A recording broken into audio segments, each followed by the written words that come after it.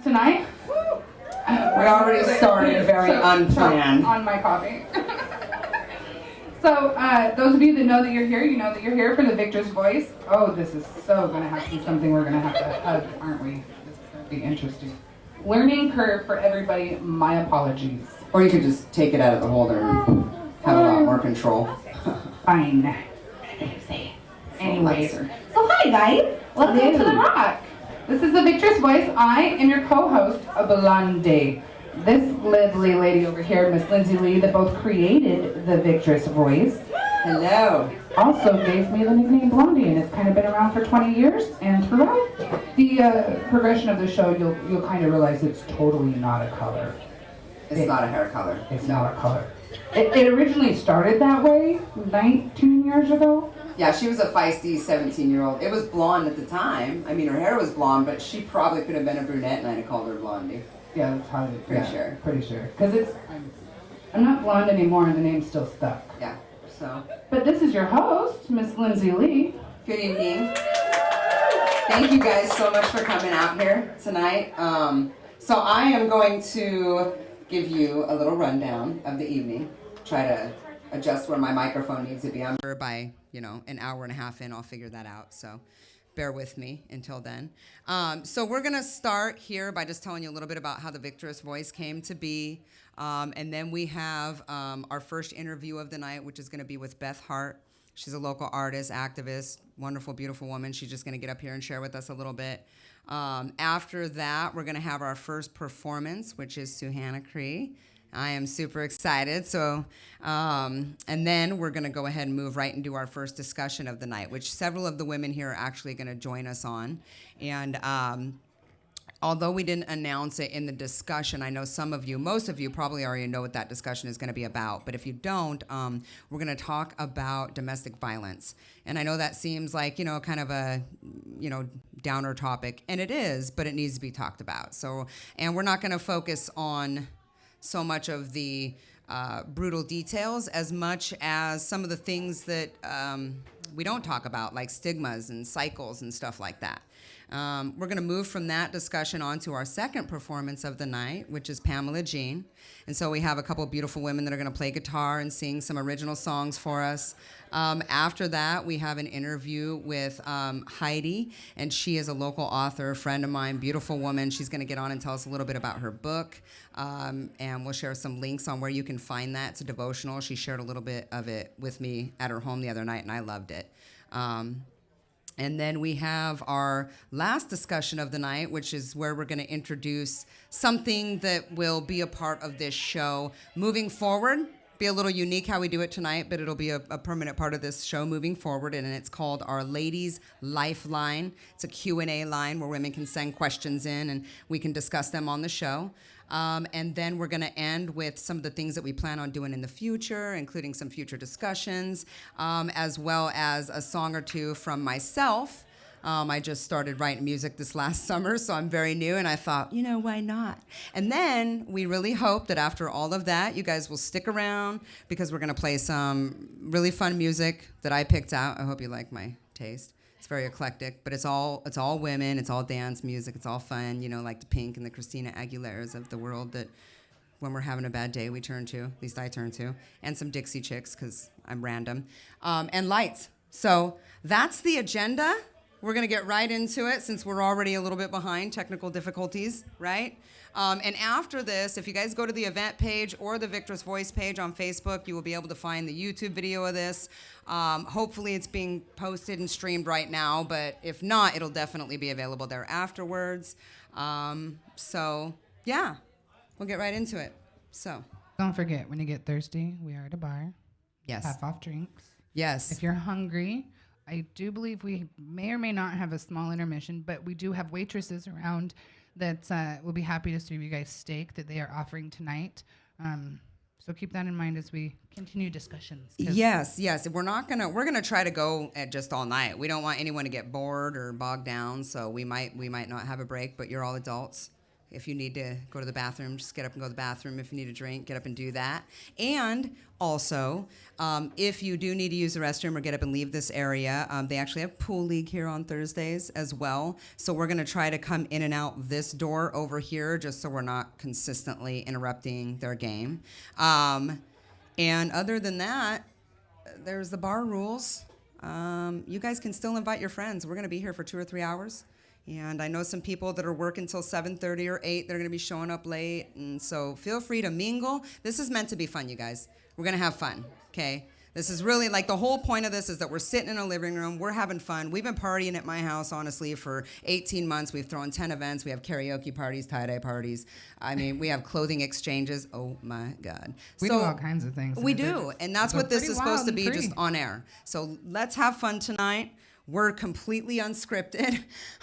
So, and that's intentional. And this is coffee. For all of you looking at me like I'm drinking a crazy big ass drink here. I'm over here with water. Coffee. Okay. just for the record. I drank a little vodka. Yeah. Well, but I stopped like 30 minutes ago because I was you like, might know me a little too well. I won't tell you I had 3 Red Bulls today at work. Just saying. So we kind of told you a little bit, I guess, how we started. We started by throwing a private party just for women. Like, literally, there was no online thing. There was nothing. And it was beautiful and amazing. And boom, an online thing was born. And boom, this was born. And what was that party? And what is it now? I called it the Soul Sisters Barbecue. That's what I called it. And I posted online just as an event. There wasn't a group. It was just an event. Because I like to host. I like to cook. And, I like to have people over. And I was like, but I have 4 brothers. I was raised by my dad. I love my men. But, like, I think I was starved of feminine energy for most of my life. I had a wonderful stepmom, don't get me wrong, but it was like, I always want to be around my women, So I was like, I wonder what would happen if we had a party with just women. And it was just amazing. It really was. I see some of those women here tonight. Yes. I know that there are a few of them here, and it has quite become the thing now. You have an annual Soul Sister Barbecue, yes? So we had the barbecue. It was amazing. I don't want to take up too much time bragging about it. I mean, it was great. We had professional karaoke and, like I said, tie-dye station and some of the stuff that we have tonight, and just fellowship and communication with one another, and it was great. And then we did another one the 3rd weekend in July at my place again, another private party. Because after that, the women were like, we need to party more. So we created a page and we need to do this way more often. Started inviting women and to the page, and just, like I said, threw more parties. And that was kind of the baby of your Victress Voice. Because after that, you were like, okay, look, I need more and bigger and more. And thus you're like, we're doing a show. What it was is I see right here in front of me, and I always have, a lot of talented, beautiful, strong, intelligent women. And all of them are trying to build something, you know what I mean? Just carve out their little corner in the world, and the world is such a changing place right now. And I just felt like when all of these women came together, they were so themselves. And there's something to be said about women when there's no men around. I mean, it's just a truthful statement. Again, I'm never trying to hate on the men, but it's real, all right? And when women come together and truly want to lift each other up, it's amazing. I mean, it's just really powerful. And so I thought, why can't we all build together? Why can't we take everything that we're all separately passionate about and the things that we all already love and are doing, and just build a community together? There's nothing that says that we can't. And then the Victress Voice was born, because I wanted to be able to have all these women share with one another, like we're going to do tonight, and hopefully pass that on to someone that might need it, or make new friends. Like I said, this is fun. It's about being fun, right? Make new sisters, and this is what it grew into. Let's have some fun, ready? Let's do it. Right. So there we go. We're going to get our night started with our first interview of the night now. So, I've personally, oh my God, I love her even more right now. I know those are for me. Oh my God. Yes. So I've personally known this woman for quite a while, and she's been both a friend and well, never a foe, but always a friend and a person, and amazing, and this beautiful silver heart that she wears around her neck actually is kind of cool, because her last name's Hart. Ladies and gentlemen, I'd like to introduce to you. I actually brought those up. Miss Beth Hart. Somebody, don't do that. It's bad. It's bad for me. Um, I brought those up because I was going to make every woman on stage try them on. Wow, they're awesome. So I was good, but you got to put it back on for me for a second. Okay. I'm sorry. No. Because you did it too soon. I was going to tell you, and you just did it. So now I need to know, what do you feel like in those? Our audience is huge now. Guys are huge. Yeah. I don't know if you guys take that as a compliment or.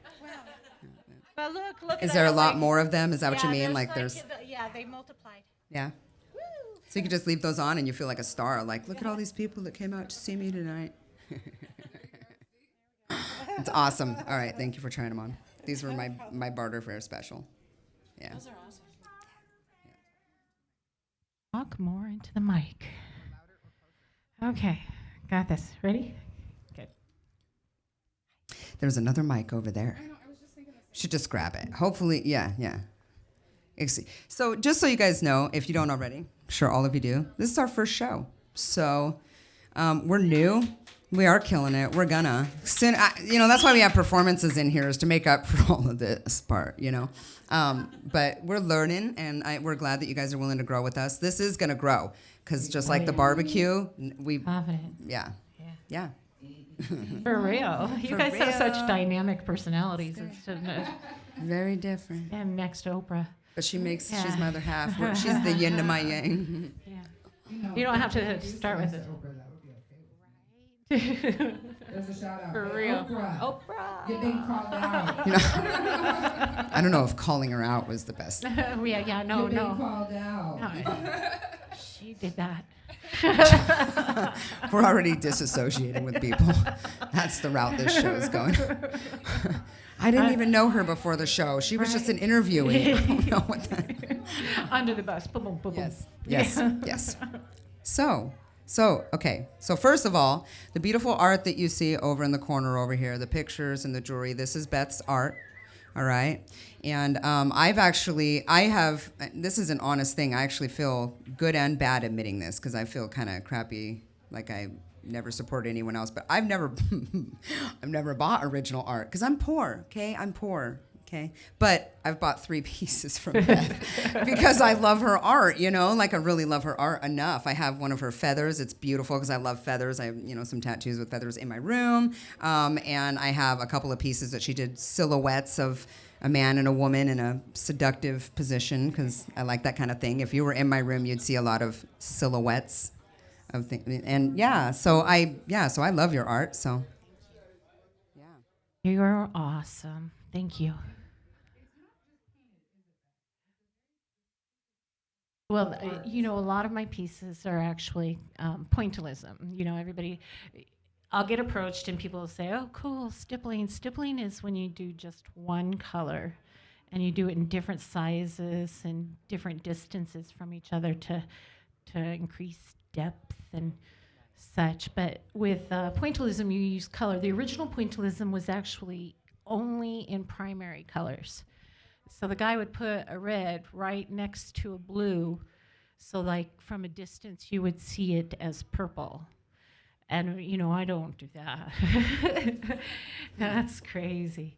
No, that's when I'm sitting in a booth and I'm selling my art and I have it and people realize that it's all just one dot at a time. They say exactly that. That's crazy. I'm like, yes. Well, because I think it's like, how long did it take you to do that then, Yeah. And like, how bad did your hand cramp? Because I'm a writer, and I'll tell you what, you get that cramp in your hand, like. I think of it like, how people knit. I don't knit either. Yeah. So. Or guys tie flies. I right? don't. Yeah, the color, putting the color on the canvas, it just turn. Now you have other things over there in this corner. I see your jewelry is new to me. Of the years that I have known you, I have not known you to do jewelry. Now I enjoy custom jewelry and everything else. So please do tell me more and how I might get some. Right? It's just new to me actually. Just started doing jewelry. My doctor told me not to do pointillism anymore. I have to have my right shoulder replaced. So but I have problems not doing some kind of painting or some kind of artistic thing. So I've been making jewelry, and I started out by doing layers of glue.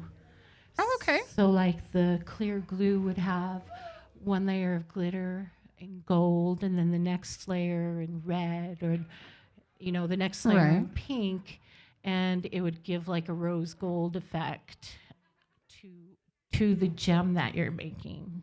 Now, So all the art that you do, did this start as a simple hobby or just an I would- you know, escape or I started college late. I had um, I had been through an ugly divorce, and where I had this Disney princess idea of what married life was supposed to be, and it didn't really turn out that way.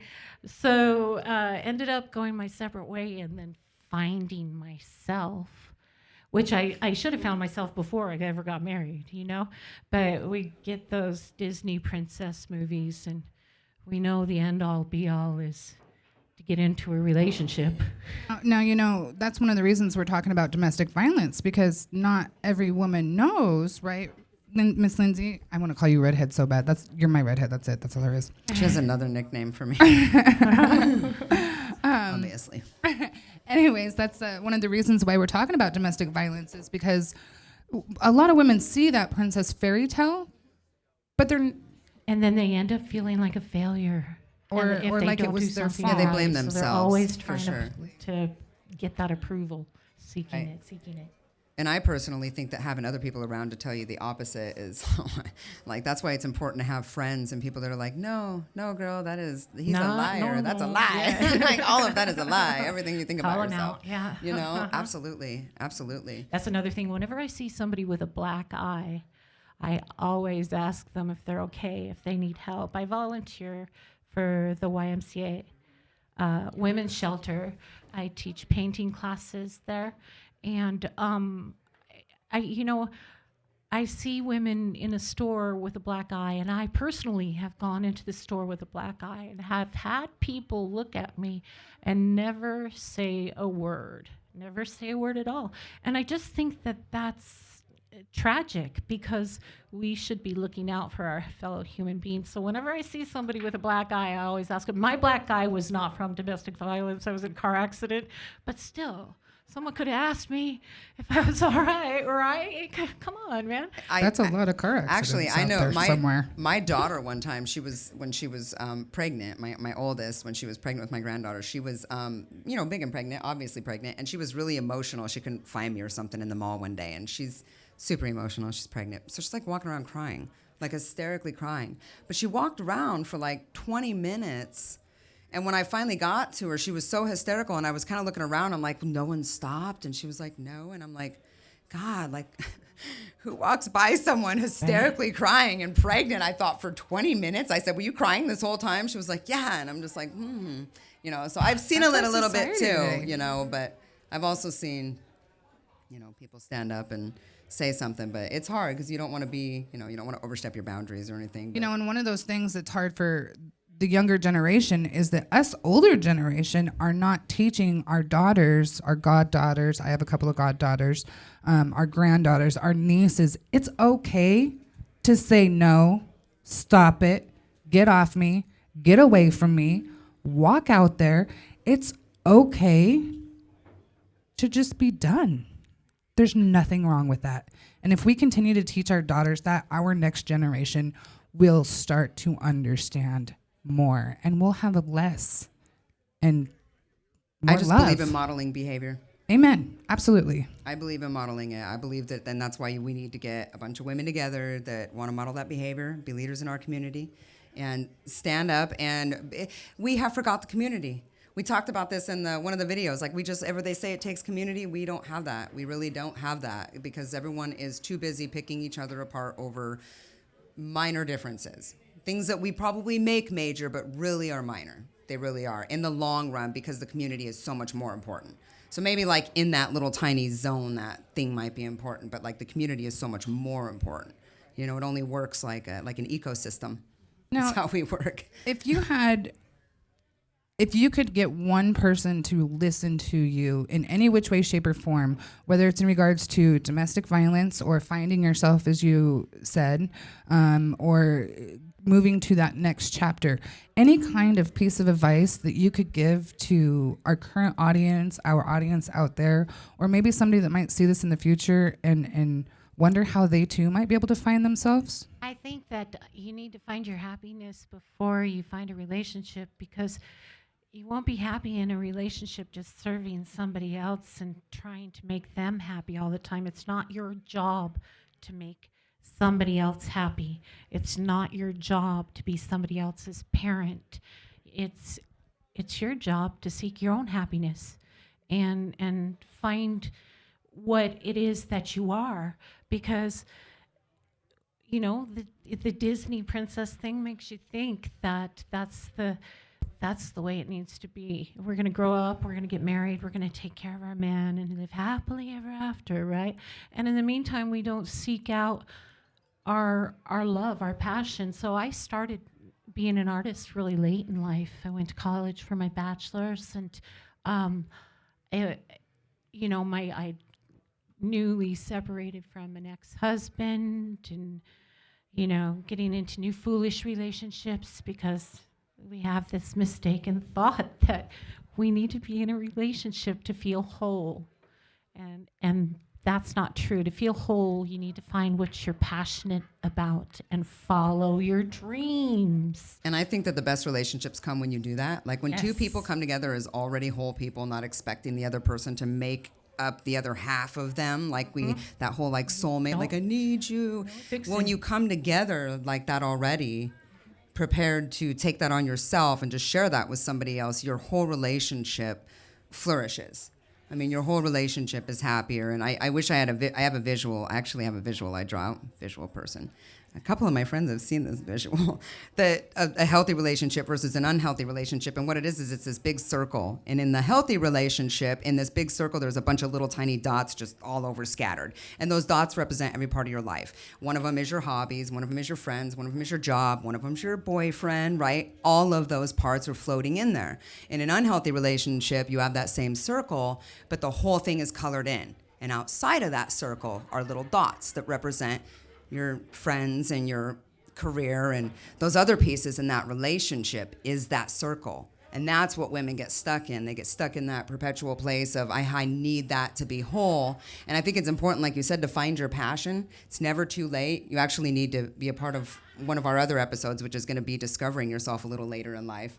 Because again, I'm up here with you, same thing. It's like, I went through my 20s just in survival mode, like most of us, just being a single mom, paycheck to paycheck, and you go to college, all of that. And so we're gonna do an episode on that.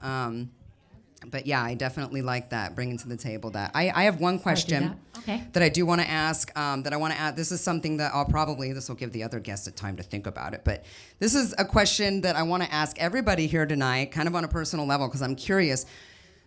When did you go from, I like to paint, and this is a hobby, and I love this, to owning the title of artist? Do you remember that pivotal moment in your life? So I tell this story every now and again because there is a pivotal moment. But prior to that pivotal moment, I was on the train from Spokane to Albany, Oregon. And I sat there with a little postcard size pieces of paper and a watercolor kit. And I just painted the scenery. And people were like, oh, can I buy that from you? And each one I immediately ended up selling as we were going on the train. I paid for my whole trip and my daughter's trip with the money that I earned from selling those postcards. Right? I did not consider myself an artist. I didn't consider myself an artist until I had my first show in a winery, and I sold my first $700 painting. Wow. That's when I considered myself an artist finally. Wow, that's Even though awesome. I had Yeah, done that's all of amazing. these things and I'd sold all these things and I had, I still didn't consider myself an artist until that point. And I just kind of find that interesting. That's awesome. I had to ask that because as someone who, very recently again discovered my own little passion, it just is curious to me because when, people treat you that way and you're not used to it and people call you that. And like you just said, it came from outside first. People coming to you, that's beautiful. Can I buy that? And you're almost like, what? And like I tell my friends and they tell me when we're really good at something like, God, you're really good at that. And we're like, what? Yes. So I think it's important to know that pivotal moment when you go from someone who loves this to an author or an artist or a musician and you're willing to own that title. You know what I mean? Because Exactly. I think that so many people go through life never even having the chance to own it because they just don't believe in it. You know what I mean? So anyhow, but yeah, so thank you. Before very you much. go, will you please let all of us know, other than right here with us right now, your artwork that you have, how might we get in touch with you? I'm on the Foss book. So if you go to Facebook and you look for Beth Hart Art, or just look for Beth Hart, you'll see my picture. And you can find me there. And I list my shows. I show my art on both of those. So Beth Hart Art. Well, thank you so much for joining us, Beth. We appreciate you and your time, my love. Guys, I love you guys too. are Thank you awesome. so You're much. amazing. We love you. Thank you. Thank you. All right. My poor gal, Christina, who's behind the scenes doing all this hard work, literally is the most prepared person and printed the schedule, and I stole it from her. And she's over here like, oh my gosh, I don't even know what's going on. I've been trying to watch. I'm going to give it back because she needs to be the one in charge of this. But we now we are going to bring to the stage our first performance of the night. So we're going to have a little bit of music, lighten the mood a little bit before we go into some other stuff that we have planned for the night. So we have Suhanna Cree, who's going to come up and play guitar and sing some original stuff. We're probably going to go through a little transition here for a second. So like I said, we're not taking any planned breaks or anything like that, but we're just going to keep rocking and rolling with the night. So I'll say the first time that I heard Suhanna sing, I was at a karaoke contest that I was coerced into, actually by one of the guys that came out and hosted one of my private karaoke parties at my house, to be honest. During one of our ladies' events, he was like, you should come out, we're doing this contest. So I go out and I enter this contest. I've never done it before, never done it since.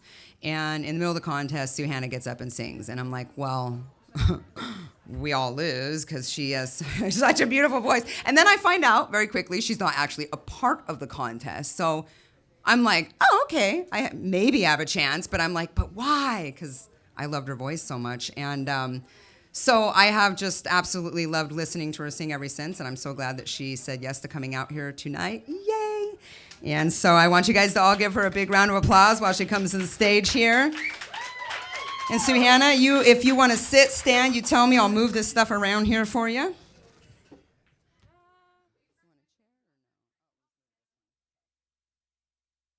My fault, I made him put the table up. Everybody voted against it, and I was stubborn. I didn't have the table. I was stubborn. I brought my scarf, and I was like, it's pretty, and all my stuff is pretty. I'll take my water. And just gotta tune up really quick. It is. It gets warm under these lights. Thank you guys again. That's a really crisp mic. Is there a sound check guy somewhere? Yeah. You want me to tell him?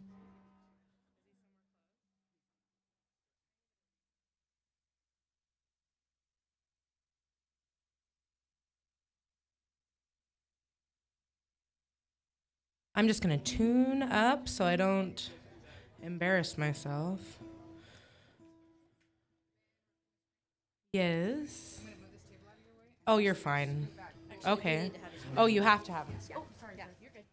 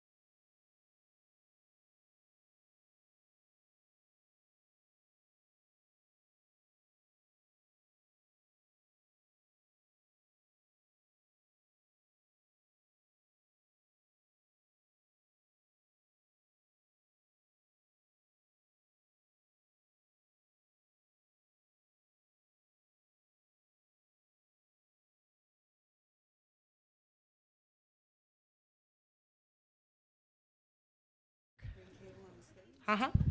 Oh, great.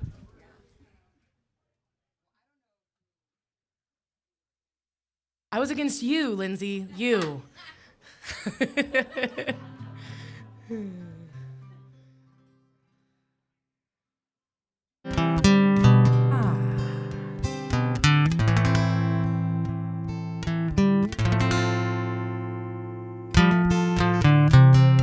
So I got this guitar for my first Christmas present 12 years ago with my then boyfriend, now husband.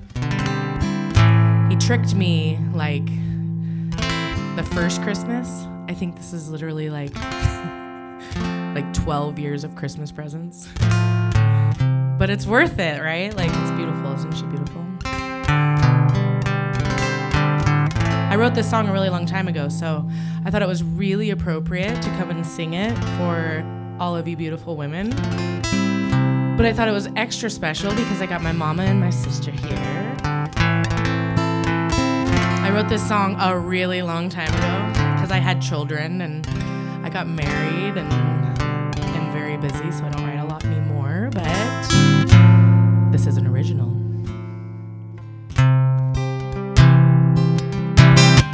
And I wrote it for all the single mamas out there who get up and who work hard and who keep doing it all on your own. This song's for you.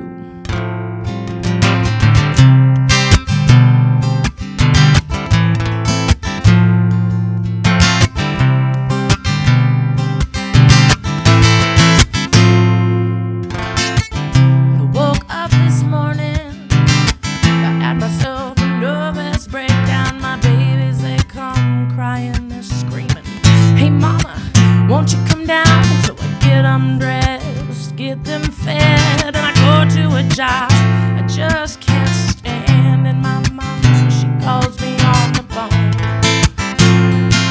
and I said, oh, yeah, I can't do this no more.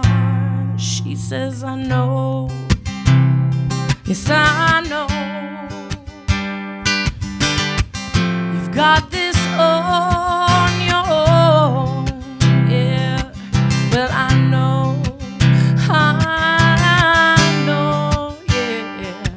that you got this right now on your own.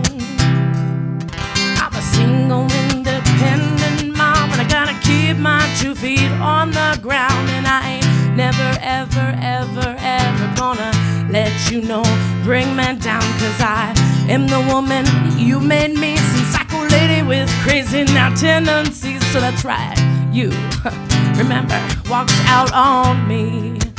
Oh, now I got a life to live, you let me be, yeah, and I know, oh, yes, I know, yeah, that I don't need your soul no more, yes, I know, yeah, that I got this all on my own. So I pick my feet up off the ground and I take myself out on the town. Yeah, I meet a man. He says, hey, can I come live with you? You wanna have my baby? Now I think you're nice and I think you're real sweet, but your friends now they tell me you're so hard to beat. My insecurities, it close to home. Oh, and now my insecurities, get close to home. Yeah, I know. Oh, yes, I know. Yeah, oh, I got this all on my own. Yes, I know. Oh, yeah, I know. 'Cause I'm an independent mother. So I pick my feet up off the ground, yeah. Oh, now I pick my feet up off the ground, yeah. Oh, 'cause I've got all the strength, all this might from my own 2 fists to put up a fight. Don't you push me down, don't dare step on me. I could clear this room with animosity. Now I've been through this and I've been through that. So you take the knife, pull it out of my back, not doing this no more. No, no, no, no. Well, I can't and I won't do this no more. And I know, oh, yes, I know, yeah, that day. Oh, I got my family to help me along. Oh, yes, I know. Yeah, I know. Yeah. 'Cause I'm a strong, independent now mother. Oh, yes, I know. No, no, no, no, I know. Oh, yeah, I got it all on my own. Yes, I know. Oh, Lord, I know. 'Cause I'm a strong, independent mother. Thank you. Awesome. So, thank you. That was a really easy song to sing for you all. No big deal, right? No big deal. All right. I was really torn what songs to give you. I was really torn, but I think I have it figured out. I'm doing 2, right? That's it? We're going to cut it off at 2. Well, it's our first night. We're a little later than... Oh, you want to talk to me too? Okay. No big deal. So this next song I wrote in dedication to all the mean people that suck.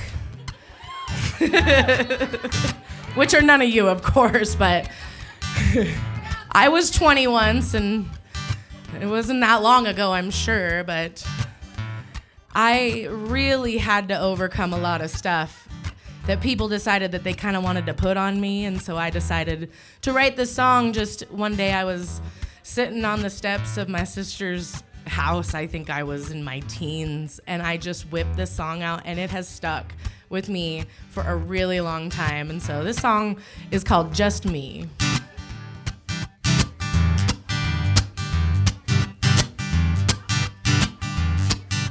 I want to be me and nobody else. I want to be me and nobody else. Oh, now I want to be me and nobody else. Oh, I want to be free, and now just by myself.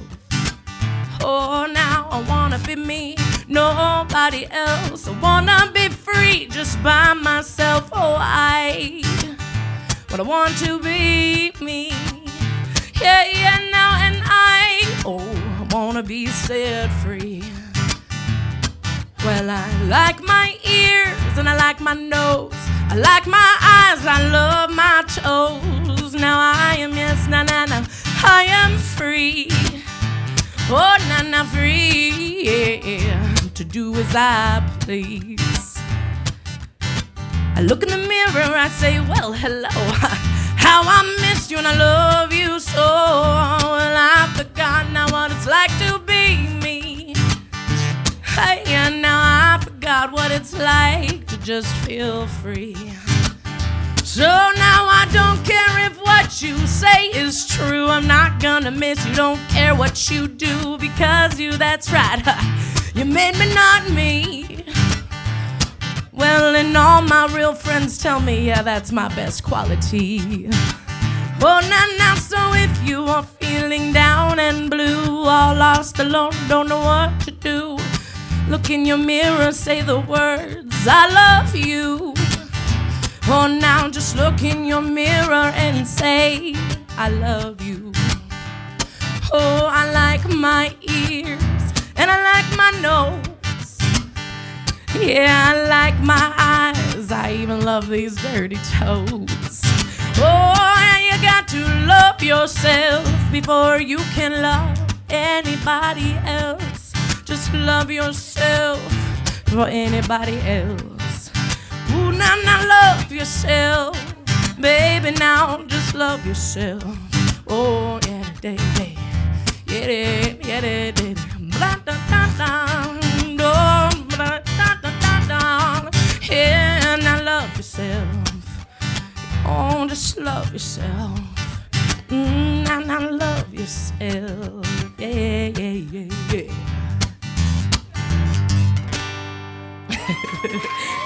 Right? Good stuff right there.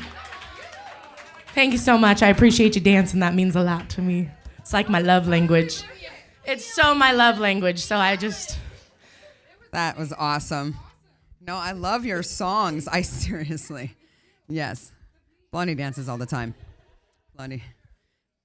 But that was great. Thank How you. many songs do you have? Not very many. Do you have? I have lots of children, though, if you want to see pictures. I feel you on that. I'm the same way. I feel you Lots there. and lots of Yeah. pictures. When was the last time you wrote a song? I did write a song recently, but it's you? more personal. Yeah, yeah. So I don't like to perform it as much. I have several songs like that. I honestly, that I'm like, I'll do these ones, but these ones are just like, I'll record them in a studio, maybe privately, but I'm for sure not I singing am them on actually stage. That's looking it. for a friend to partner with. Yeah. To where I could be inspired, that is more of a poet that needs some Songwriter or song or Yes. singers for her songs. I am not opposed. I mean, Elton John had a partner that wrote his songs. You have no and idea how excited I am because my heart is in writing. Like, I love to sing, don't get me wrong. Like, and I have a couple songs I'm attached to, but like, so I was just telling Christina on the way here, because a friend of mine heard one of my songs and was like, would you be offended if I want to sing that? I like it so Right. much, which I want to sing tonight. And I was like, that is the best compliment I could ever. Yeah. Oh my gosh. But I was like, and if someone sang a song like that, telling me to get on stage here. Someone sang a song. If you're watching live, this is new. We're sorry. Thank you for tuning in and putting up with our technical difficulties, okay? We appreciate you, okay? The Victress Voice. Yeah. Tune in We're to on the Victress Voice. Isn't that Yes, cool? we are. It's on amazing. Facebook. I can't wait to watch And this. yeah, I know it's going to be fun. It's going to be fun as we fine tune things. But yeah, so anyhow, yeah, I was telling Christina, if a friend of mine sang a song of mine, because I love writing, that's my passion, and I just write. Yeah. I would love that. Yeah. I would love that. Well, and then so you get much. more connected. Yeah. And you have Yeah. like more deeper relationships, and the song can mean so many things. Yeah. Yeah, it's Well, a win-win for me. I used to read the credits on the CDs when I get them, like, you know, see who actually wrote songs and Right. stuff like that. I used to be into that, right? So like Prince collaborated Yeah. with Alicia Keys a lot, for instance, on her first album. I was like, There you just go. blown away. All right. So I see a jaw dropped. So Yes. cool. It's true. You know, and you're like, so a lot of people, and you know, Lady Gaga, we know she wrote a lot of songs for other people and just multiple artists, right? So that's awesome. I love that. I love to write, so I would love that. So you've obviously been doing music a long time then, since you just sang two songs. Long time. Yeah. Well, yeah. That were from quite a while ago, huh? I started playing music when I lived on top of a mountain because, that's where my parents purchased their property. And so we were building a house, and my parents were working full time, and winter would come and the lights would go out because we were like the last address on the hill. And so there wasn't much to do. And Yeah. my mom actually plays guitar, and she was the one that inspired me to learn a couple chords and practice a little bit. That's good. I was going to And it ask stuck. you. Yeah. So you learned from your mom. So I was going to ask if you were self-taught. That's or as if, far like, you as know, my you know. education goes, pretty much. That and Right. YouTube. Oh, that's what my son learns. My son plays the piano and he just YouTubes videos. It's and incredible. Stuff like that, If anybody you know? needs any kind of free, Yeah. I'll totally plug YouTube and Yeah, right. You Go can to learn YouTube. anything, so don't ever think that you're limited just because you don't know something. You can absolutely learn anything and everything on YouTube. yeah, we've Yes. literally built a Yes. house. You know, On right. YouTube. Right. There was a story about a single mom and her 4 kids actually after a bad situation with a man. I remember. I don't want to say too much because I don't remember the fine details. I don't want to be wrong, but she built a house. You remember that story, huh? Yes, I think it's amazing, and that just shows the strength of women. I definitely want to ask you the same question that I'm asking some of the other ladies tonight, and that when is it that you realize that pivotal moment that you went from like, this is fun, I like to sing, to owning that title of I'm a musician, I'm an artist? Do you remember? Well, if we were thinking timeline, then yeah, I can definitely say that it was recent. But if we were thinking more like, I really believe that people need to understand that there's this sense of, even standing up here and sharing with you guys, there's a sense of timing and an emotion. And when you make a decision internally, it shifts you into a better belief. and it makes a complete difference. And so when I started believing what I was doing was something that could provide for my family, the opportunity to earn income with it and change my future to have to go and get a 9-to-5 or, an hourly wage job, it changed for me when I started believing that I had the potential to do that. And that was last year, probably 18 months ago. I've been performing and paid to perform for a long time. So I would say emotionally and in my own belief system, I made the decision that this is possible about 18 months ago. And then like earlier, you started getting paid. And I'm sorry, but money's material, but it's incredible what happens when you get paid to do what you love. Right. And you're actually seeing the fruit. Well, then I love that you brought up that it takes that belief first, and you actually even took it, and that's why I love this question, to that whole nother level, like beyond just believing you're an artist, believing that you can do what you love for a living. And again, I understand that money's a monetary thing, but we need it to live, and to be able to invest our passion and not have to worry about bills getting paid and stuff like that just makes us better people, which makes us better able to help the people that maybe do need our help. So I completely agree. That's awesome. I like that. Starts up here. Starts up here. Yeah. Awesome. Everybody, please give another round of applause to Hannah. Thank you so much. That was beautiful. Give it up for Victress Voice being here. I can't wait to see what this does. This is so cool. Thank you so much. So we had a comedy relief piece planned right here, a little 5-minute comedy relief before our big discussion of the night. And unfortunately, as of yesterday, and if you've ever experienced this, you can probably understand, she has a kidney stone, which is like, oh, right? So she even tried. She was like really wanting to be here, and then it just didn't happen for her. And I said, don't worry, don't stress it. Obviously I've had a surgery on one, so I completely get it. So she's not with us tonight, so we don't have our little comedy piece. Oh.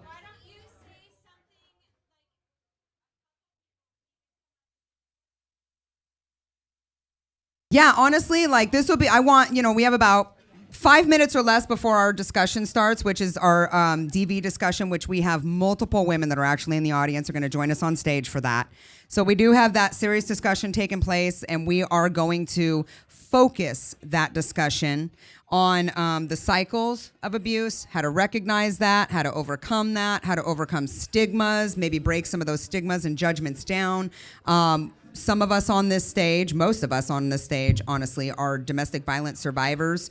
I don't want to spend the evening, although we do have personal stories that I'm sure we will share parts of. I don't want to spend the evening getting too far bogged down in the details that most of us women in this room already know about. But I do want to be able to talk about ways that we can recognize it for what it is and maybe help women. So before we do that, Blondie, I guess, is going to be our first little comedy person up here. But yeah, if one or two women want to come up and share a quick funny story, please do. This is our little open mic intermission for a couple minutes.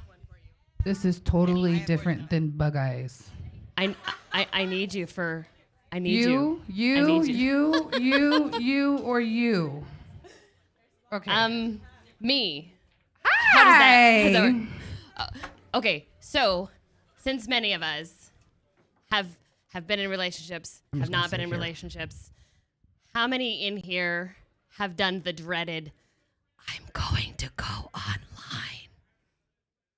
Big into the mic.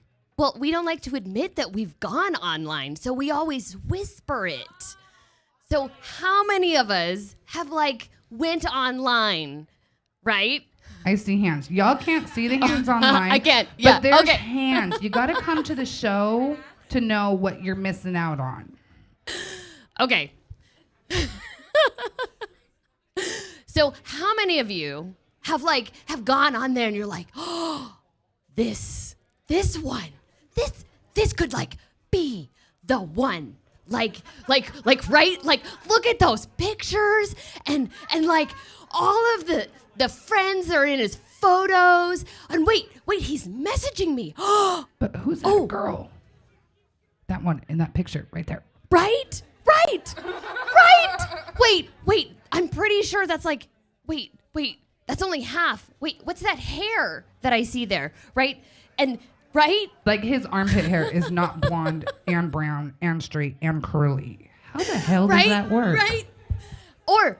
And then they're like, hey, could you send me a picture? I just want to make sure, that these are. You know the best one to do with that, right? Wait. I got to interrupt your little story. I'm sorry. I still have to tell you this. You get your camera and you go like this. And you take a picture of your crease.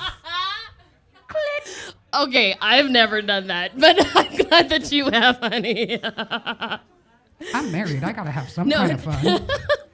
Okay, all right. So maybe you've gotten past like all the messages and they've actually agreed. You've actually convinced them to maybe meet up with you. Maybe.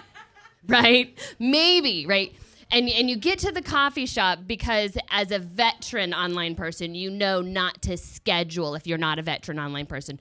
Do not schedule like this long date. No. Start with coffee. And you get there and you're like looking around for the people in the picture. And you're looking. And you're looking. They've messaged you. They've said they're there. And then they stand up because they see you, because your picture actually looks like you. And you're like, no way. Jesus, where's the exit? and then you get there and you're like, all right, I'm gonna be open-minded because I'm a woman who can see beyond the external, right? And they're talking, and you're like, that's a really pretty vase. I wonder who made that vase. And they're still talking. Hey, because this is a coffee shop. So there's artists who have their stuff on the walls. And you're like, I wonder who that artist is. What if their like their name and their number are under there and the guy is still talking? And then you realize, beep. I don't care what this person's saying. And I did not prearrange an emergency with my child phone call. Ring, ring, ring. Okay, so rule number 2. A, don't schedule a long date. B, have someone call you. Have your ringer on just in case. Or right? you have your sidekick come with you and cut in that dance and be like, You know- no, she's mine. Sorry. you're We're just smart. popping in and out now, huh? You're smarter than I am because I actually didn't do any of that. Okay, but before she cuts me off, rule number 3. Rule knows number it's 3, coming, y'all. right? I'm a veteran at this. I'm good at this, right? So you And find now we know. this is why I'm still single 5 years later. She said it. Okay. Not me. We're on a time schedule here. So, rule number 3, you still finally have get coffee. one that actually goes to the gym. You finally get one that, is okay with meeting you right away. And you're sitting there and they're so pretty. And then they start talking. And you're like, you're ruining it for me. Shh. Can you just sit there and like don't talk? Just shh. Because they've spent the last 5 minutes only talking about their experience at the gym. And you're pretty sure that somewhere on their profile they said that they were a CEO or an entrepreneur. Oh, that's the one, an entrepreneur. And then you find out, you actually work at Sprint. And Them telecommunicators are so good at convincing you, aren't they? well, see, but the entrepreneur is usually one of those like home entrepreneur things. I'm sure you can come up with the acronyms that go with there. Yeah, anyways, so when they say entrepreneur, automatically, rule number 3, automatically ask them before you meet up with them what they're entrepreneuring in. And nothing. I'm just an entrepreneur in everything. Yeah, I don't trust it either. Well, Just thank you, my love. We appreciate you coming up. I mean, these are valid, good rules to live by. They are very good Like, rules. seriously, go ahead. I Nana. actually had a piece that I wanted to do as a regular segment, and my comedy pieces are both not here tonight, but one of them was to read stories from horrible first dates. So you kind of fill 'em got up. up there. I read a couple before I got here that were hilarious. But then I just decided because we had some extra interviews tonight and things fall, last minute. And like I said, this is very casual. It's intentionally casual. I'll step back. We got to stand, I think, behind like a certain line here or else we're not on. Oops. This is all the learning experience. But so what are we going to do when there's 5 of us on this stage? Because the discussions have 5 people. We're all going to have to hug. Well, We're it's all right about love. there. Let's get really So if we hippy-dippy look in here real into quick. the camera. We're going to hold hands. Love you long Gonna time. Okay, we got that. Sorry, thumbs ma'am. up. We This, gotta give this you is All a right. why it's for We adults so- only. love you, So, cameraman. thank you. So this is Emily. I'm so sorry about that. It's all right. I like. I go by both. She goes by multiple names, as you can see. And Emily is going to be a part of our last Purple discussion Valley. of the night, which is coming up probably in about 25, 30 minutes from now. We have a discussion, an interview, and then the last discussion, which is the ladies Q&A lifeline, which we don't have completely set up tonight. But Emily, I know her as Tracy. It's really hard for me. Anyhow, she is going to be. We'll just call her Love. She's going to be a regular appearance every month in that Q&A because she has a plethora of information. She's a really intelligent, smart, passionate woman, and she gives good advice. I think that we all have friends, lots of friends that we love, but there's only like a few that we go to for advice. If that's not the case, there should be only a few you go to for advice. Yes. You should Please figure out have a real quick select which few. friends are there just to rally you on and which ones you can really go to and say, I need some legit advice in life. And this is one of them, and so are the other women that are going to join us. Now, so thank you very much. You're welcome. Hug me on stage here. I don't All know right, what I did, so but thank you thanks for letting that. me have fun with you. Our fill-in comedy piece. I bet Rebecca's going to be our second fill-in comedy piece. She's also going to be a part of our Q&A. So now, Please hold. Yes. it is yes. super warm in here. Is everybody warm enough? Is there anybody that is cold? If you're cold, please let us know. I have my heat doubts. is like killing half of us, and the other half of us are just like dealing with it. So while they're I'm doing somewhere in the that, middle. we're going to go ahead and keep rolling here. We're going to have our main discussion of the evening, and then we're going to wrap that up with performance afterwards, one more interview, another performance, and then music. So we'll have some more, music going here real soon. So- but I want to ask a question really quick before we get started. Okay. Just to give us all an idea of the importance of this topic. Raise your hand if you have experienced or know somebody that has experienced domestic violence. Okay, Right. so- That's what I thought. So while she's looking at this, we are having the discussion live, and y'all that are out there in our live broadcasting audience, I guess it would be, you can't see our audience, and we have a couple of reasons for that. Number one, this is a very safe place in Victress Voice for women to come and speak forth. And if they choose to be on camera, then that's a choice that they have made themselves, and we're not forcing that on anybody, but we are trying to welcome more women into the show and let you know that that's what this is. It's a safe haven. We're behind closed curtains. There's nobody that knows that we're here unless we let you know that we're here. And also, because of the topic of our discussion, I just want to put it out there because I'm sure that this video isn't just going to be seen by only women, as it is a very public video. Yes. We are not discriminating against the fact that domestic violence does happen both ways. Absolutely. We understand fully and completely, 100% full-heartedly, that domestic violence can happen man to man, woman to woman, man to woman, and woman to man. And it doesn't matter the age, the creed, the pink and purple polka dots with black and white stripes. It doesn't matter.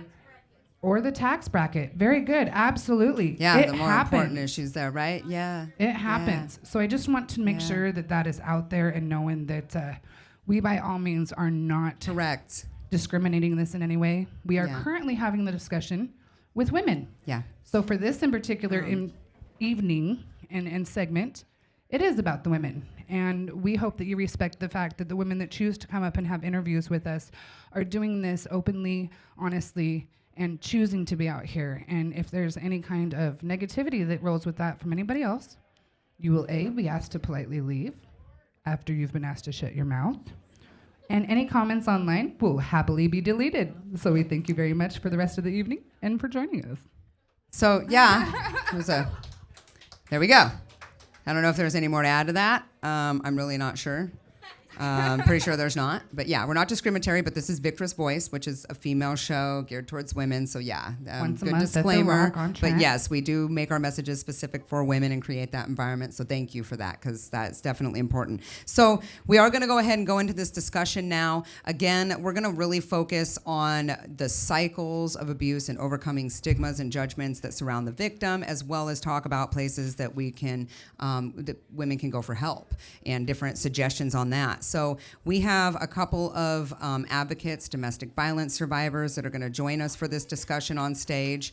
So I'm going to go ahead and tell you their names, and then they will go ahead and come up here.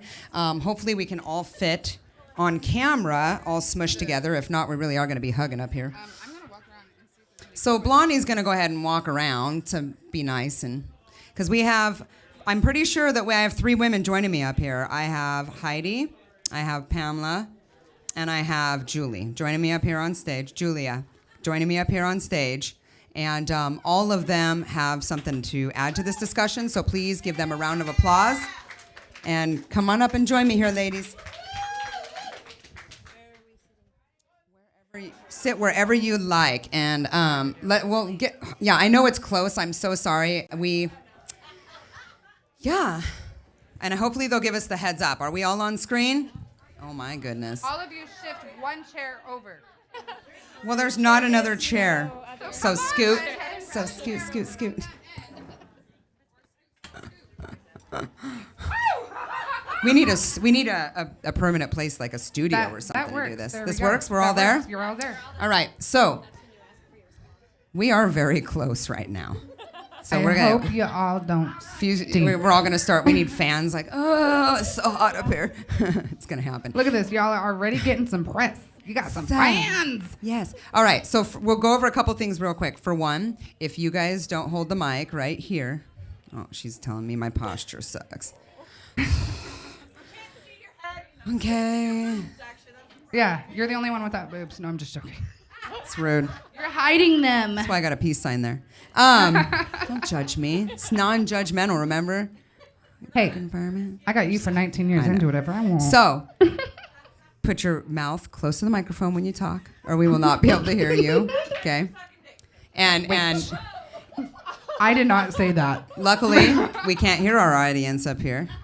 It's one of the key features of having a good sound guy. Thank you, Trevor. We love you. We appreciate you. But we love our audience because y'all make it fun. Keep drinking. There's steak specials. And we're going to go ahead and, so we're going to get into a serious discussion. And the way this is going to roll, since we kind of have one mic, we could have 2 mics. There's a mic right up there, Pamela. You want to Yes. grab that? And that way you guys can share. We'll share. So I think that what we should probably do, just so people kind of do get an idea of who we are, is just go around really quick, share a couple of minutes about our background and why we're either an advocate. We're probably all survivors, I'm assuming, but that's an assumption.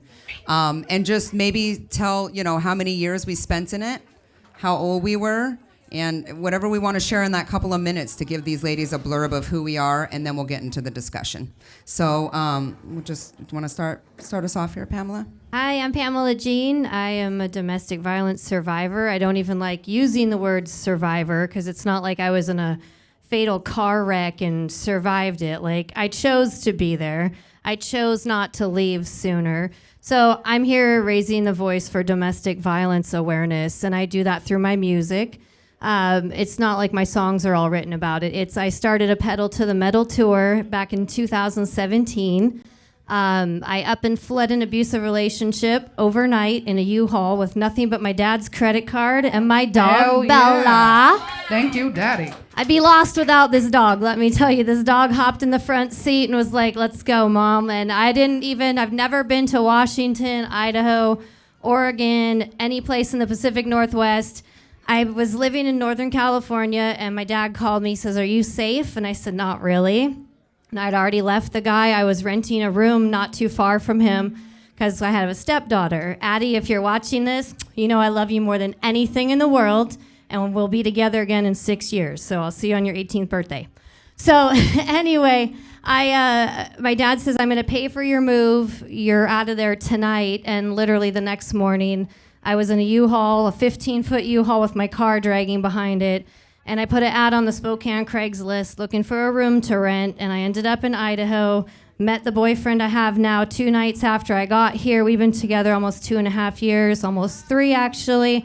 And I started my Pedal to the Metal tour, and I've played in like 9 states in the last, Very cool. I don't know, 8 months, and I've toured half this country in a 20-year-old Toyota Corolla. And I took gave me a couple showers questions for her every interview day. later, just You know, saying. I never was Mine like first, I'm gonna sleeping book in her. the car. But yeah, I have literally just toured a quarter of the country, raising a voice and awareness in every state and every city I go to help other women and inspire them, to let them know that you're not the only one out there, and leave. Like, the only way to end domestic violence is for you to walk away and never look back. It's not we're going to stay friends, we're going to keep our phone number. You change your phone number, you change where you live, you change your circle of friends, you block that person off all social media, and you never, ever look back. And that is the best revenge any woman or man can have Absolutely. ever, is to never talk to that 100%. person Yes. again. That's domestic violence or not. If you really, that's key advice. Yes. Thank you so much. Thank you for that. All right. My name is Heidi Marie Terzenbach. I have recently published a book. It's currently a book online, available on Amazon. It's called Candles in the Lighthouse.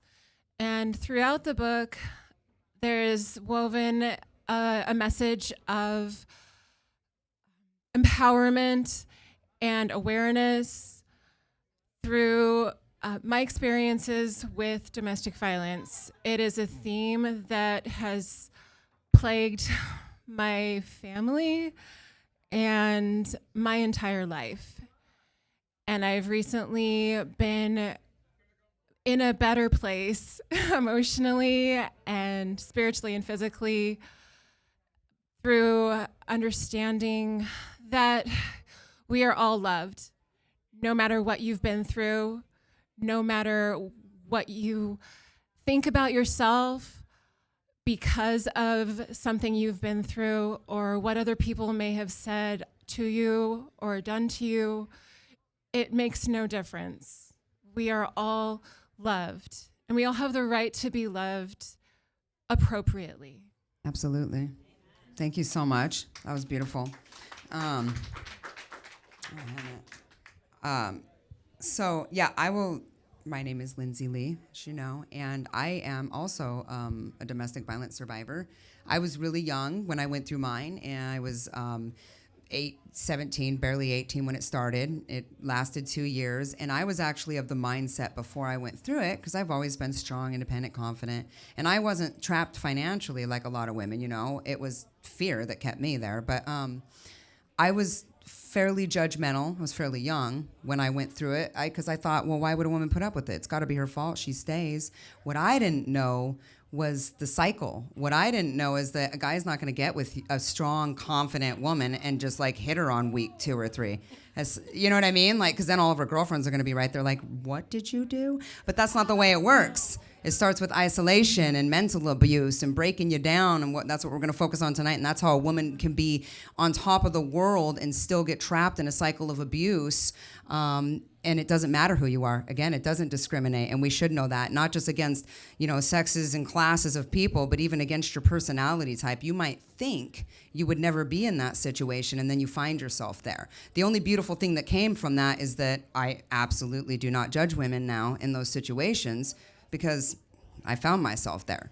Again, I got out, and I'm just grateful to be here with other women that have also got out. Like, it's so beautiful because you see women still there, and then you see how strong just warriors that they become when they come out. So I'm just privileged to be sitting on the stage with you guys. So thank you. And now Julia's gonna share, and yeah. Hi, my name is Julia Fox. I'm also a survivor. However, I stopped surviving and I started living. I stopped surviving and I started living. Used to sing in karaoke. Like I said, you got to let it tickle your They're lip each and different not your too. tit. This one's actually kind of hot, so I have to hold it back. That one's a little, yeah. All right then. So my abuse actually started when I was really young. It started with my mother. So when you can't trust the one person in your life that you're supposed to be able to trust, and it's normal for you, then how do you go throughout your life making good decisions? Do you know what I mean? So the last relationship that I was in that was really, really bad, I was literally beat about half to death. He did a lot of physical damage to me. However, when I got up, I hit him so hard in the sternum, it dropped his ass, all 6'2" of him, 250 pounds of him, straight to his knees. Yeah. And I'm like, is you are awesome. not the boss of me. Amen, sister. Ever. That's awesome. You go. Yes. That is actually how mine ended, so So- that's so awesome. Not like in the sternum, but I fought back, and that's how it ended. So keep But going. Sorry. He was a lot bigger than me. I had to hit him somewhere. Amen. And Amen. Absolutely. you know, I have to interrupt just for just a second Sure. because you say you hit him and whatnot. I actually scared the shit out of my current husband by breaking a cast iron pan on the ground. I was pissed, okay? And I held the handle up and he said, "Is that supposed to scare me?" I said, "Get the fuck out of my apartment." So, We're on All right. air. So get the frog. Get a the lot of frog. people asked me, a lot of people asked me why I stayed so long. Well, I had my kids and his kids. My kids were fine because they were older, and he knew not to touch them because I'll kill him. I mean, I told him flat out, don't even look at her wrong because you got to sleep sometime. And that's not. They do. And then I said a curse word. So much better than actually saying one on air. So- yes. Crack. So No, but his kids were younger, and I knew that if I left, they would be left to him. And he was so abusive, just ungodly abusive. Then, you know, there's like 5 kids plus foster kids plus strays, the stray kids, you know, because for some reason, people my age weren't raising their children. They all ended up at my house. I am not the Kool-Aid mom, I promise you. I'm like, yo, it's time to clean house. Do I care if you live here? No, clean. I know a lot of women that not only stay for the kids because of either like your situation where they're worried that if they leave that the kids are going to be, you know, there because you can't take them with you. But I know some women that stay because even amongst the abuse, they think their kids would be more hurt by taking them away from their father too. That's No. another thing that I know if they share kids, of course, it's a little bit, you know, that a lot of women struggle with. And you get this mentality almost like not only do you blame yourself for the abuse, but you blame yourself for the breakup afterwards. You blame yourself for the fallout of the relationship. Like you just continue to blame yourself when you caused like none of it. And I think some women even like feel bad for the man hurting when they leave in the situation almost. And it's just this consistent taking on of something that you had nothing to do with, that you had to actually pick up the pieces of versus recognizing who's responsible. Yes, yeah. Also, a lot of times, the family and the close friends don't understand. They don't understand the cycle. And especially if you are raised in a very strict religious environment, there's a lot of discouragement that women receive within that entire environment. And a lot of times the women will get blamed for being the one to leave. Okay. Oh, there was something about the cycle. I was introduced to the little wheel. There's a wheel of domestic violence and the cycle. And when people are like, well, why did you stay? Why would someone like you stay with a guy like that? I'll tell you why. Because it's not always violent. It's not always brutal. You will get flowers and cards, and you will Yes. get the most heart-melting poems anyone has ever given you in your life. If you think you're talking about the Disney fairy tale fantasy relationship, that's what it's like when you're with someone that's a domestic violent person. And they cry. Yeah, and they cry, and they'll be down on They their need hands you. and knees, Can't live grabbing your without you. pants. You're the most amazing woman I've ever met. Please don't leave me. We're going to have a wedding, and we'll be together forever, Promise you the and I'll world. never talk to you like that again. So you hear these things, and you believe, because 99% of women I know, we're believers, we are dreamers. We believe in stuff, whether it's your kid or your dog or your husband or your mom or, I believe I'm going to live on a tour bus in the next 12 months. So, whatever you believe in, you hear somebody tell you this and you're like, heck yeah, we're totally going to get married and everything's going to be fine. And you'll go like maybe a week, maybe 2 weeks, maybe a month, maybe only an hour. You don't know. And it could be the best freaking month of your life. And you're like, oh my God, we're on top of the world. And this man's doing everything I've ever wanted to do in my life. And we're going hiking and we're sitting here at the waterfall drinking wine on a Tuesday afternoon. Like, it's fun and it's carefree. And then there's the breaking point, So you go through your little wheel and then the wheel turns again. And then all of a sudden, all hell breaks loose. And you're sitting there in your house and, things are flying around the house and you're getting pushed into the walls. And, my abuse was physical, emotional, sexual. I mean, every bit of it, to where I didn't even like looking at myself in the mirror after I left this guy. And I will tell you, ladies, one other thing.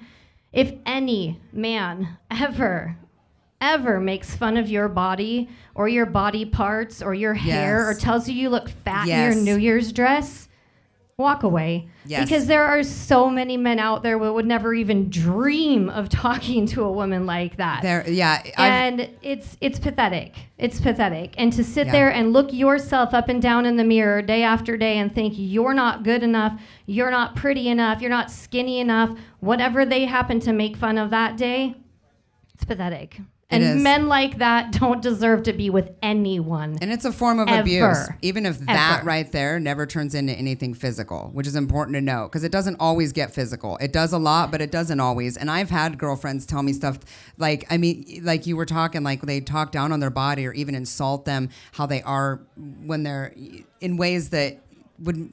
That's not normal. It's just not normal. It's not even normal. Even a normal guy, not even like a romantic good guy, you could but go pick up any drunk guy in the bar right over there tonight, and I guarantee he wouldn't tell you one bad thing about your body. So you have Guaranteed. to know when someone says that, you have to immediately recognize this is a red flag. This is an immediate red flag. This person is insulting how I look, or insulting something else like your intelligence or downgrading you in any way, shape, or form is definitely a red flag and a cycle of abuse. And that roller coaster, they get better every time. That's the other thing too. It's like it's awful, and then you go through those good periods, and then the next time the good period's just that much better. It's like they know, and they're stepping up. There's like warning signs though, and some of them are like really, really smooth with it because they'll treat you like you're the queen of everything and you have this super great bond and this, that, and the other. And then they get you married. And then they're like, then they move in and they step on a boundary line and it makes you like really uncomfortable. But they stay there until you get used to it. And then they keep moving in further and further and further until you have literally lost yourself. And you have no idea what the hell just happened.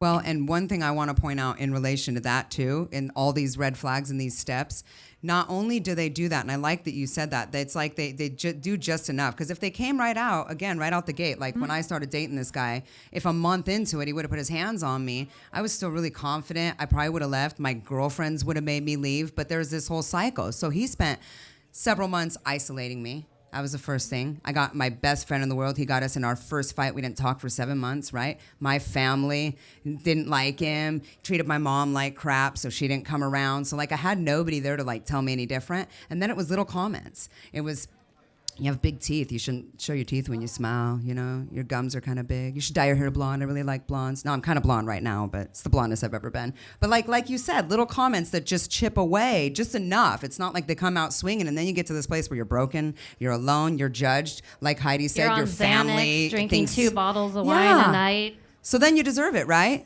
Then they put their hands on you. And that's how women any woman, I don't care who you are, and you might think to yourself right now, it would never be me. That's how any woman can fall into that kind of relationship, and it's important to know that it doesn't definitely can pick us all at any time, you know? So Stay strong, ladies. Absolutely. Walk away. Yes. End domestic violence with yourself. That's Yes. all I have to say about that. Right. All you have to do is actually take that first step, because that first step is the hardest step. Because I had a 5-bedroom house and life insurance and medical insurance and all these kids and the foster kids, and I had 4 dogs and 9 cats and a whole bunch of other stuff, you know, because I had the petting zoo at my house because I had all those stupid kids. yeah. And by the way, those kids ranged from 17 down to 4. I feel And that. there was 6+ in the house at all time. No, I feel that. I have quite a few myself. Now my kids are in their 30s and they got their own kids. And they live at their house. I am. I wish we could actually talk about this subject all night. We really could. I really wanted to focus again on the stigmas because I wanted you guys to see 4 strong, confident, successful women sitting up here that all went through domestic violence. Okay? And we're amazing. You have to love yourself. Absolutely. Learn to love yourself. Find people that'll help you. And with that, I'm going to go ahead and end with letting you guys know that we do have some information here. We do have one of my close friends. She actually works at Hope House. Is that what it's called? Hope House. Yeah, she works at Hope House. I went to college with her. She was in several of my classes. She brought some information here. Her name is Zoe. You can find her with the leggings with the lemons on them. So if you have any specific questions, whether for yourself or for a friend, she has information. Pamela also brought some information here. So over on the table over there, please, you know, it's hard because I think a lot of times we reach out to these women and they initially reject us, and we kind of get to the point, and I even do this, whether it's straight out physical abuse or just women with men like making comments and just being mentally abusive. We try, and then they get away and they go back, and they get away and go back. Don't give up on her. Don't judge her. Don't make her feel like crap for that. You're her friend. Okay, friends are a choice. Family, we're stuck with them. Okay, they're not a choice. Now, some of us are blessed. Some of us are blessed. I'm not saying all family. Okay, don't. Everyone in the room was like, I'm here with family tonight, but I'm not saying that. Okay, I'm just saying friends are a choice. So, in knowing that, you should never be that friend unless someone's physically hurting you or causing you pain or draining you so much because you're that only friend. But you should never be that friend that's like, you know what, I helped you twice, you went back 3 times, bye. Don't be that, you know? Be that friend. So, and get some information if you need some. Now, we're going to go ahead and wrap up this conversation unless anyone has anything to add really quick. And you can go to Discover You, that's number 2, discoveryou.com. That is my website. Okay. Yes. Awesome. Also, the YWCA saved my life, literally. So check them out. Me too. Yeah. Don't be scared to reach out to those resources. I actually was saved by the hospital question y'all get. Do you feel safe to go home?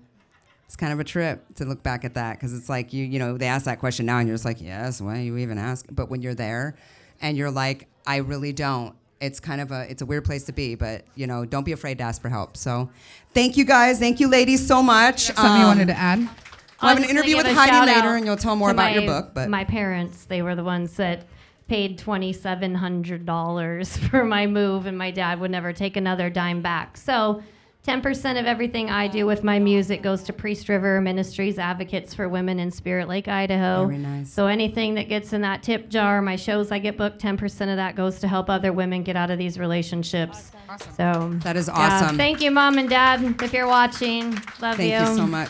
Thank you, ladies. We greatly appreciate the fact that you guys came out and chose to share this experience with us. Yeah. We feel very honored and hope that you continue to join us at the Victress Voice and the rest of our shows and whatnot. And I know that we have a performance coming up next. Yep, we have Pamela Jean's actually going to perform for us now. So we'll go ahead and start clearing off the stage while she grabs her guitar. So I know our night started a little late, and what were you gonna? We're going to keep moving along because we still have a little bit for you this evening. So we are going to have Pamela Jean's going to do a couple of songs. And then after that, we're going to have an interview with a close friend of mine, Stacy. Yes. And we're just going to do a fun little interview about being over-apologizers, because I think some of us women suffer. And then after that, I'm going to do a couple songs and we're going to listen to music. So next 15, 20 minutes, and we're going to be, having a good old time. Well, we're going to be having a good old time here in a minute when Pamela Jean comes over. I need to stay in front of the camera. I'm not used to this. Just stand still. 'Kay. Stay there. I don't like this mic. It's really Not quiet. moving. Not moving. Yeah, your lips are moving. I'm just joking. All So right. that's Are you guys Cancer Band, having fun guys. so far? We're going to do more music now. We got past the middle part of the night. And again, maybe next time we do this, we'll be a little less clumsy with it. So I got to say a few things. I just want to say a couple of things. So, we were talking about domestic violence and everything. That's a topic of conversation. And everyone says they're, one way or another on this and the next thing or the other.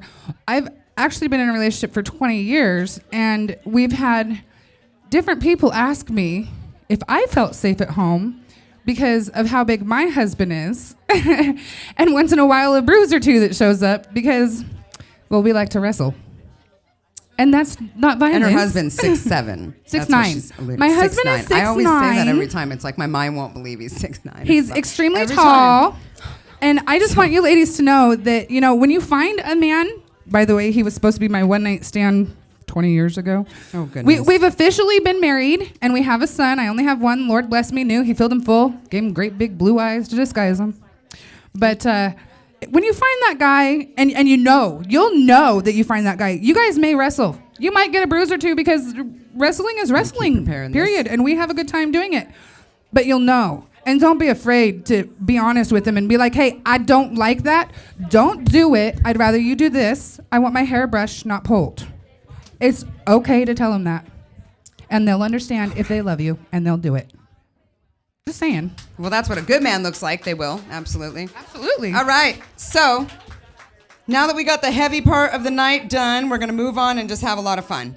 So you guys already know her because she was just on stage sharing some really encouraging words. And she's got some merchandise over here for sale that you guys are welcome to check out. And again, like she said, she donates certain proceeds to 10% of proceeds to help women in this situation. Sorry, I totally have to interrupt again because the proceeds thing. She reminded me. I'm sorry, guys. Sorry. Safe houses.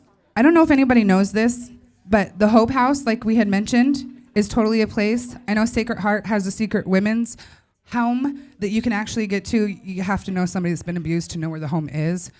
McDonald's is a safe place. Ironically enough, you get sent out for food for your man, have a pen in your car, or just mouth the words, help me. McDonald's will help you. Like the actual restaurant McDonald's. They are a safe home for women or abused whatevers. So I wanted to make sure that was known because not a lot of people know about that particular home. Along with the YWCA, the Hope House, St. Vincent's de Paul, and Vanessa Behan Crisis Nursery. That's for kids and mothers, guys. Just want to put that out there. Mm-hmm. Thank you for sharing. All right, you guys. And again, if you have any other questions, you can go to Zoe. Well, you can go to any of us, really, but you can go to Zoe, girl with the lemon on her pants. Anyhow, please welcome now again to the stage Pamela Jean, who's going to come up and do some of her music for us. Give her a big round of applause. Thank you guys so much. How's everyone doing out there? Well, now that we got the nerve-wracking part out of the way, I can just sing, carry on. Some of us like our hair brushed and pulled. Why it's this long. It's not just here to look hot on stage, okay? So I got here and realized it was all women, and I had a different song in mind, and then when I saw it was all women and most of you were drinking wine, I'm defaulting to my original song called Slip Away. It was written about drinking wine in the bathtub after a long, hard day. I feel this world is pushing me to be someone who's just not real, hiding behind these open doors. One day you will come, all shine as bright as the sun, and walk away from it all.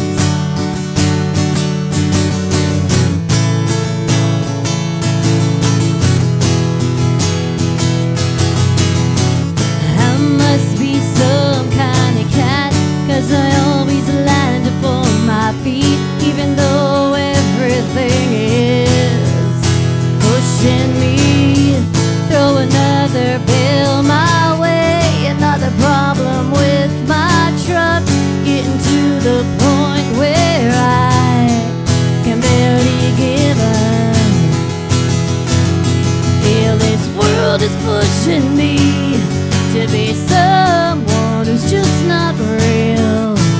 And behind these open doors,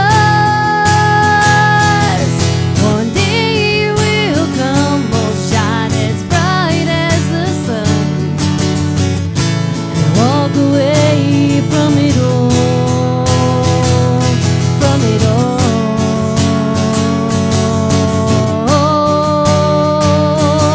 Yeah, yeah.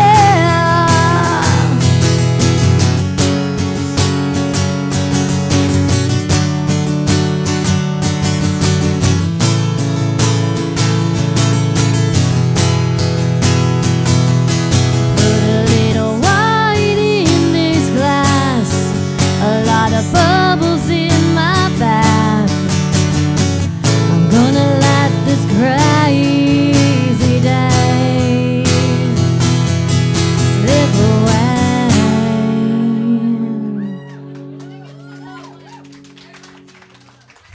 Thank you. Oh, we're doing another one? Yeah. I will. I'm actually going to do one. This is the title track off my next album I'll be doing in Nashville this year.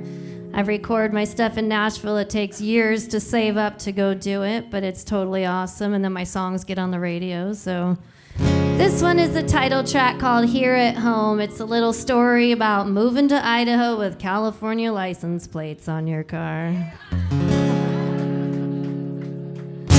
As I pull up to the bar, the first thing you see is my car. It's a little out of place with these California plates, but this girl was Minnesota raised. You got an RA and hunting racks up on your tailgate. Yeah, I'm a little out of place, but my California days are down that road. I've been missing me, everything I used to know. A little piece of me is finally here at home. I've been missing me, everything I used to know. A little piece of me is finally here at home.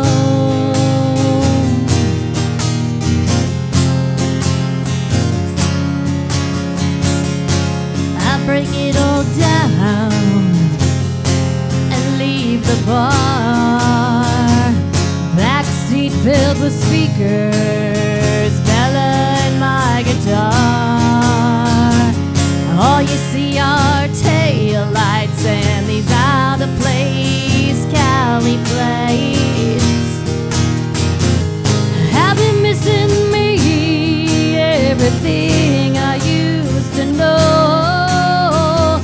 A little piece of me is finally here at home.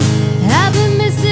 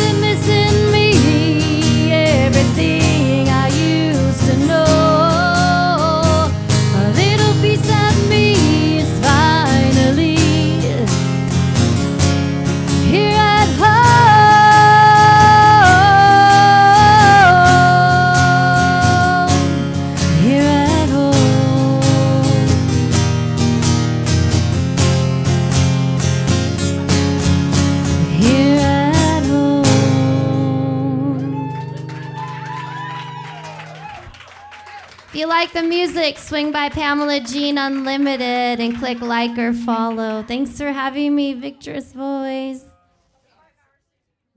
Thank you so much. Oh my gosh, that was so amazing. Thank you so very much for that. We're all trying to untangle ourselves. We're like, where are you going? Running away? She's running away. I think do you not have a question or two for this beautiful young lady? Yeah. That's I mean, what obviously thought. you kind of announced where to find your music, but I kind of wanted to hear, just like everyone else, like how long you've been doing this, and give us a little background on how you got started on music. Was it after the situation that you talked about, or before? Way before, but the Pedal to the Metal tour started when I left, and I was in that U-Haul, and I was somewhere in the middle of Oregon, and I was just driving, and I'm like, Pedal to the Metal, you're gonna start your tour, and you're gonna just go rock this and be a full-time touring musician, and it's been great. It's been amazing, but I started music on a karaoke dare at my senior all-night party. Yeah. And yeah, this was like 20 some years ago. And they dared me. My friends were like, you should go sing karaoke. And I'm like, nobody's in the gym. I'll just go do it, whatever. And I got up and I sang Patsy Cline, and everyone started coming in the gym. They're like, we didn't even know you could sing. We thought this was like the real music on. That's and awesome. So I kind of got over my fear of that, and I started just doing karaoke, and then I started writing, and I didn't pick up a guitar and start learning that till I was like 26, and that was very frustrating because if you've ever learned guitar, it sucks. It is painful and it's very stressful, and then when you're trying to learn it and sing with it, that's even more stressful. So I put the guitar down quite a bit and just sang, but yeah, I've been playing about 10 years. I started doing open mics in San Diego, and then in 2013 started doing my own shows, and then 2017 started touring. Very nice. So do you remember that pivotal moment when you went from just karaoke into deciding to write or even do your own thing or consider yourself a musician or an artist? There was never really a pivotal moment. It's been such this literally like 22-year growth period that it's like 1 minute you're singing karaoke, then the next minute you're singing your original song on a TV show, and then the next minute you're like playing guitar in front of an open mic jam, and your guitar falls off you onto the floor in your very first time, and there's a room full of people, and you never want to play guitar in front of anyone again. But every audience I've ever been in front of has been very supportive. Whether you were ready to cry on stage or not, somebody in the audience knew how to pick you up and keep you going, and it just has never stopped yet. So that's very cool. Yeah. Thank you. Well, thank you Thanks for being for having here me. tonight. This was and everything that you brought awesome. to this. We've appreciated it. Yeah. Thank you so much, Yes, Pamela. please. Thank you. Thank you, All guys. right. Thank you. Well, once So- again, I just want to thank everybody for joining us. The show's not quite over yet. We do still have a few things going on, but I did want to remind you once again, we are here at the Rock on Evergreen and Trent. Those of you watching live, just getting off work, feel free to come join us. We still have a few things going on. We do have half-price drinks here, half-price Yes. bottles. I So mean, take advantage. cocktails Don't be are shy. cocktails, Yeah. right? And if especially in about 30 minutes when these lights really kick off and the music, you're going to want that. for Right, them. right. And don't forget, Yeah. you might need some protein for that. So they got $12 steak and bakes out there. Like, I think it's baked potato. I am assuming it's a baked I don't potato. know, but So make sure you people get are that eating. going on. And yeah, we're the Victress Voice at the Rock. Yeah. Drinks, food, ladies only. First night, but this will be a regular thing. So now we're actually, we switched the rotation up a little bit because we want to keep you guys having fun and kind of get to the more music and drinks and stuff. So we're going to have Heidi come back up to the stage. You remember her. She was up here earlier on the panel when we were talking about domestic violence. She's going to come up and talk a little bit more in depth about her book. And then I was actually going to perform at the very end, but just because I know a couple of people are sneaking out before then that wanted to hear me do a couple songs, I'll perform after Heidi. And then we'll do our discussion Q&A at the end and what to expect next. And I think we're going to wrap up. So Now about that Q&A, there's a pad of paper and a pen out there on those tables. So we do select random questions from you ladies. So if you haven't had an opportunity yet, go ahead and write down a question. You can stay anonymous. You can put your name, and we may choose your question to try and attempt to answer. Yeah.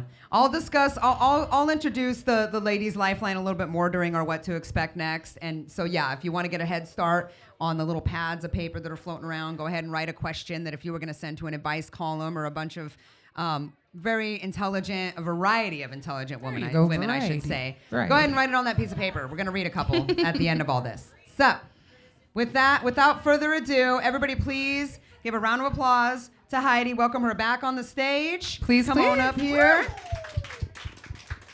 We'll, Sorry, camera guy. you know, I guess we don't necessarily need to sit, but yeah, we'll Would you sit. like a chair? Yeah. We'll provide you a chair. Absolutely. Come on up. Don't worry, we'll sit with you. You won't feel so lonely. I promise. Yeah, just gotta move. We just, you know, we gotta constantly. We are our own stagehands. It's cool. That's because we won't let. Well, we have our a couple of stagehands in stagehands because here. they're men. So it's our fault. Just saying. Anyhow, so yeah. So I will go ahead and start by saying that I got to read a little piece of your book. Heidi's book, which actually I'm going to give you this microphone so you can answer questions, and I'll make Blondie share with me. So here.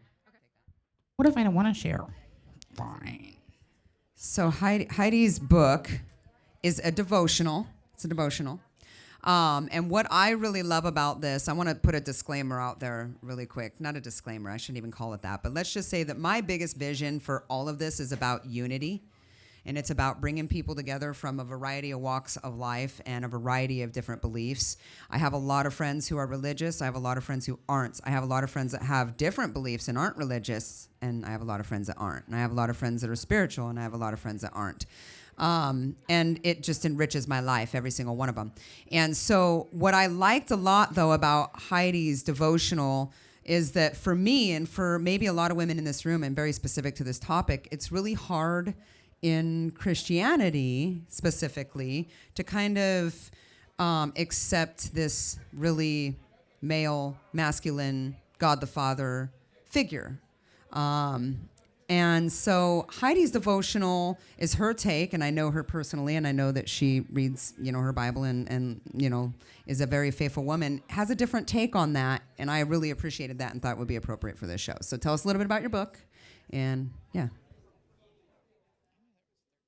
My book starts out with a very raw moment in my life when I felt like a complete failure. I had just recently left an abusive marriage, and I was raised very much with that ideal of you live a certain way or you're wrong. And I had lived a very different way.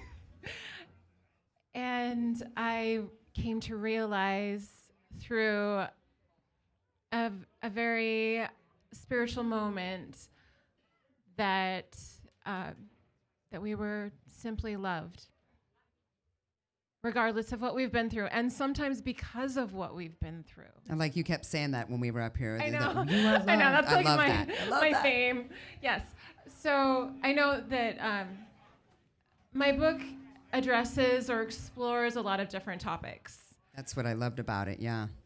And at the same time, there is that theme of recovering from domestic violence, and if that's ever a part of your life. And I think that a lot of times we, as women going through that experience, so much of the process or the cycle is being isolated and having that support system broken down. And then if you get the opportunity or you reach that breaking point where you do leave, it takes so much energy to gain that amount of awareness and confidence to leave. And then to find that your support system's been broken down and try to regain that sense of community, to be ridiculed, condemned, rejected by the people that are supposed to be supporting you. And so what I tried to do with my book was to create that sense of safety, or create a safe place where you can pick up a book and find a friend. I like that. Pick up a book and find a friend.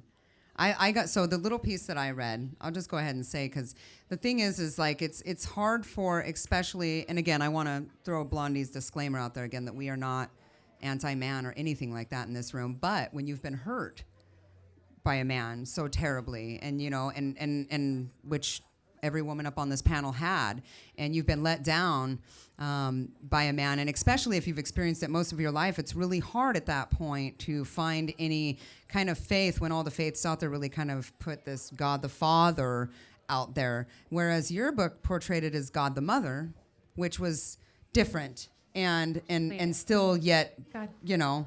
It's actually a parent duo ideology, I suppose. I might have to read this book. Well, that's what I mean. It's We can interesting. It's a use that different word. take, but yet it's, you know, I know, yeah.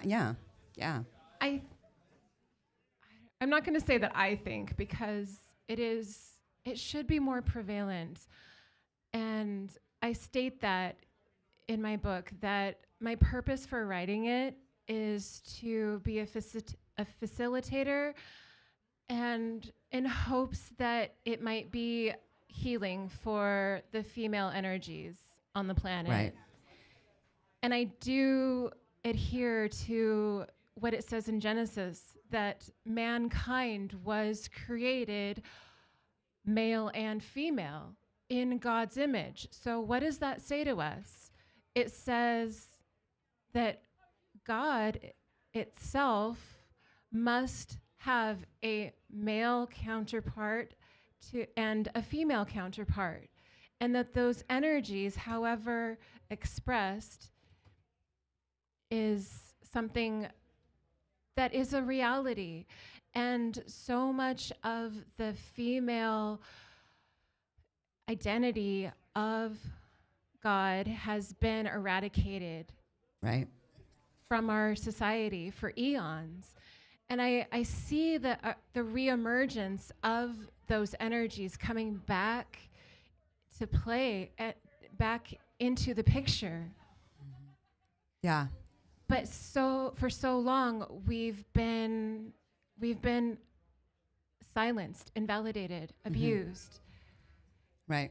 And so those energies are coming back in a very hurt way. Right. And you can see it with the female voices that are. There's so black and white in any kind of faith, and I know we're talking about one right now, but know that we'll talk about many on this show, including no faith, because and that's fine too, because I want to explore all of that, what that means to different people. But we're being flashed at.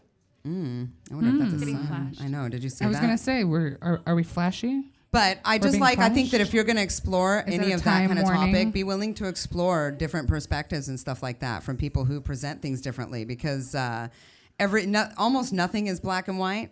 Very few things. There's a lot in the gray. And I think it's beautiful when things are presented differently, which is why I thought it would be great to have you on here and hear about it. One of your points was beautiful, that when we are raised in thinking that God is only a man, and then we are so wounded by a man or many, it's difficult to pray to a male God. Yes. When we have that persona Right. or that association. Yeah. So there's a healing process. Right. That it kind of offers. Yeah. I'm not sure what the flashing's for. I don't either, but that's- I'm assuming it means that that we're either the battery's dying or our interview time is hit. It's interview time. But we're good. Yeah, we we're knew this good. show We're- was going to go long. right? We only have a couple more pieces, and we're going to wrap it up for the night. But I do want to. So my cord is short. So a needle pulling thread. Sorry, just had a moment. Anyway, when I was younger, I read a poem, and it stuck with me. And I think that's part of the reason that I am one of these strong women that are like, fuck you. I don't think so. we're on air. Frog, frick. Sorry. I'm usually not a cusser. That usually does never come out of my mouth. I know, that's the funny part. No, the honest truth is I am so foul-mouthed. And this woman corrects me 24/7. It I is can't even say sugar. the S word. She goes, sugar, It's sugar. every time, and I'm all, no, it's... It's sugar. And now she's up here just dropping F-bombs. Sorry. Anyhow, So. we were flashed at, so... Sorry, cameraman. Anyways, hey. So, woman was created from the rib of man to be equal to him, not from his head to top him, nor from his feet to be stomped upon, but from his rib to be equal to him, loyal to him, loved and protected by him. I was like 10 I'm pretty sure. when I read that. And I have no idea if it's a verse or not, but I have no idea where it came from. But it stuck with me. And I hear all of this and I'm like, I really feel that needs to be said. It must not be intentional because they got technical. Yes. Yeah. Well, and if you disagree, well, that's my opinion. I think we've all heard that. I like that too. So, but okay, so now you need to tell us really quick before we leave here how we find your book. Amazon. Amazon. Is that it? Do we just go Amazon book? No. Amazon ebook right now, but it is soon to be available on the printed paperback version. And what's the title of this ebook? Candles in the Lighthouse, a different kind of devotional. Because I dare to dive deep into a lot of topics and subjects that are scriptural, but that a lot of religious leaders shy away from because perhaps they're worried about losing favor with people. Right. But I don't care what people think anymore. So I'm just... That's what we're about. Well, thank you so much. And thank you for sharing. Everybody give Heidi a round of applause. Thank you, Heidi. Look at that. We quit being flash. Now we're just simply turned off. I know. Now we're... Thank you so much. I appreciate it. It's not being turned on, ladies. We're turned off. We are turned off. Somebody over there is just giggling. Y'all can't hear or see our audience, Here's but what our we're going to do audience is now. over there giggling. I know. And I know this night, you guys have been bearing with us. I know this... We did this unscripted intentionally. We wanted it to flow. We actually had a couple comedy pieces to break this up that weren't here tonight because we knew this would be long. But you know what we're gonna do now? I'm gonna go ahead and do a couple songs because we want to keep things going. Okay, so before she jumps in, then I have to tell everybody that. And then we'll end with a discussion and what to expect next, and Stacy and we're. Let me find my phone. I'll leave it to Blondie for a minute. She'll hold both these. Give me this. Give it to me. Which one do you like better? Do you like this one? Do you like this one? Are we double fisting it? Woo! Oh, that looks really bad, I bet. I'm sorry, I better stop. It took a minute. It took a minute. I'm Blondie, okay? There's a reason. Let me just hold this over here. So Miss Lindsay Lee is your host, obviously. She's also the one that created the Victress Voice, the Soul Sisters. But I have had the pleasure of knowing her for a beautiful 19 years. We have children. Our children have been raised together. You have children together? No. Wait a minute. We have children separately that have been raised together. There we go. That one works.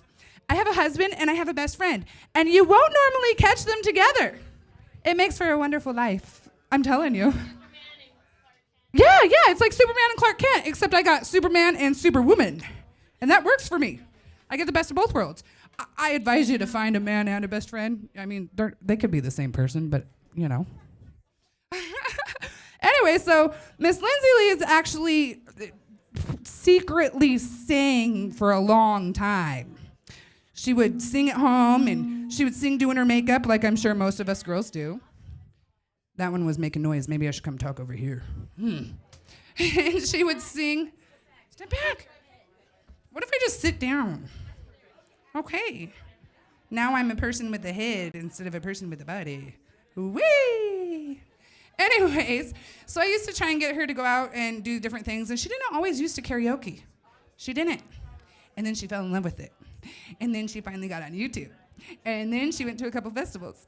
And now she's got enough music for an album that I can't wait to get her to record. So, without further ado, I introduce my best friend, Miss Lindsay Lee. All right. Whew. Okay. Well, again, I appreciate you guys. I'm going to move these chairs back because I'm likely to trip over them. So as Blondie said, I've been writing since I think like May or June of this year. But writing has always been my thing, and I've done poetry. I just never ever thought to turn it into music. Just kind of weird. And then when I did, I was like, wow, I'm really good at this. I mean, the writing part mostly. So this song that I'm going to sing right now is about unity, because that's what I'm all about. And I actually brought my rose-colored hold on.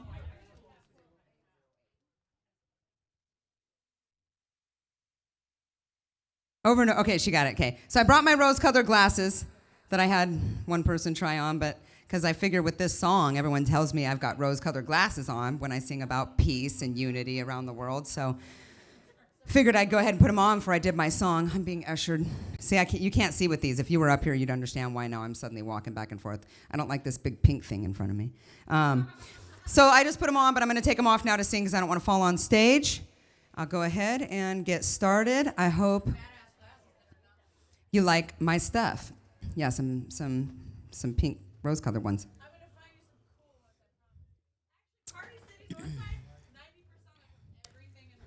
All right. You guys ready? I'm going to do this one is the one I chose, and then I'm going to do one that everybody, is really, I guess I would say, my friend's favorite afterwards. So, yeah. Let's do it. Maybe turn the volume up on the side there. It's as much as we're going to get. I'm sure we might get more.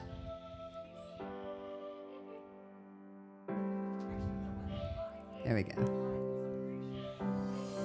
How did we ever let it get this far? All the hate and the rage that they made drove us apart. How do we fix a broken system of the systematic, meant to distract our minds and keep us from fighting back? It's time to rise, to open up our eyes and realize our strength is found inside our unity. We need to stand united to fight this. It's so important for future generations, yeah. Where do we go from here? How do we overcome the mind control conditioned fear? Oh, we need to fight and take our nation back. As a people, all white, yellow, brown, and black. It doesn't matter, we gotta come together. There's strength in numbers. You're my sister, you're my brother, regardless of your color, your religion, you a human. Besides, our differences make this world wonderful to live in. All these cultures blend in, create this nation, painting scenes of revelation. It's amazing, it needs protection. Let's form a coalition, collaborate solutions. Hands in hand, we can form a moving revolution. It's time to rise, to open up our eyes and realize our strength is found inside our unity. We need to stand united to fight this. It's so important for future generations, yeah. Where do we go from here? How do we overcome the mind control conditioned fear? Oh, we need to fight and take our nation back. As a people, all white, yellow, brown, and black. Pretty words, pretty verse, pretty lines rhyming to a beat. Mean nothing without meaning, mean nothing without bringing forth a change of thought in the minds of the people. This division is real, brought forth by greed and evil. Priority of profit over life, hell-bent on keeping us blind, hell-bent on keeping us fighting, hell-bent on feeding us lies, hell-bent on keeping us quiet. Now, I'm gonna get poetic on you and really break this one down, because rhetorical discourse is no longer the language of discussion in this great nation. And instead of communication, we see regression, oppression, hate, and more hate. We see our brothers and sisters facing violent discrimination based on labels of religion and social constructs of race.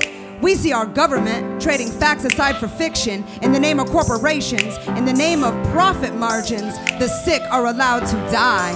When will the shame weigh heavy enough for us to come together and rise? While the rich get richer, we just get busier with intentional distractions placed in front of us to prevent any act of rebellious action. But the power is still in our hands, because collectively together, we overpower the man. Thank you. I guess you could call that my political one. hot. All right, it's a mosh posh of everything. This next one I'm doing because it's all of my friends' favorite. I need a stage manager just for Lindsay Lee. Stand here, look this way. So this one I wrote quite literally at 2 a.m., 2 o'clock in the morning. When, she knows which one. This is because everyone loves this one. And so these words literally came out at 2 a.m. and it really did start with this calling in my chest. And to be honest, this is what that calling was. So this song is extremely relevant. So, maybe, there we go. Down, just a notch there.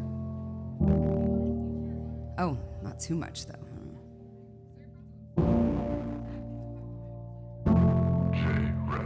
It'll get better. He'll soften it out. Yeah. Ready? It's 2 a.m. and here I am, laying lonely with my pillow, tossing, turning, memories burning, my mind's racing. Man, I wish I could pace it. I don't know what's bothering me lately. No, but I know something's out there calling me. Yeah, perhaps it's my destiny.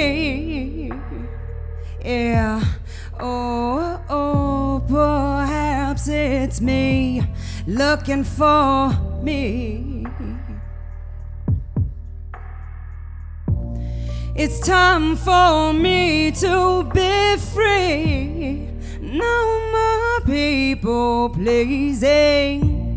No more background singing. No. And I refuse to apologize for living my life and for speaking my mind. Yeah, this life I live is mine. Without this music, I'm a shell of a soul of myself. Without this beat, I feel empty. Chest is ringing, screaming out. Don't know how my mind got to be where it is right now. Shouting, spouting so loud. Can't keep these words inside my head. Mouth is moving all over it, taking over. Fire's lit. Ain't no stopping these lyrics. Are coming, flowing easily. My message, it seems, it's coming, and it's bringing me peace, yeah. It's time for me to be free. No more people pleasing. No more background singing. No.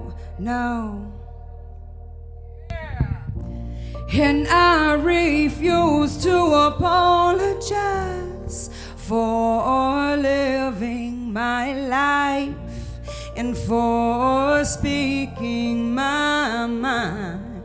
Yeah, this life I live is mine. Yeah! Thank you very much. Again, this is not just your hostess. This is Miss Lindsay Lee, guys. She does come from a little bit of a family of musicians type-ish, a little bit. Yeah. I'll let her tell you if she wants to. But the question of the night. Question of the night. When did you decide that you are now an artist? Oh, you thought you were going to get away with not answering that?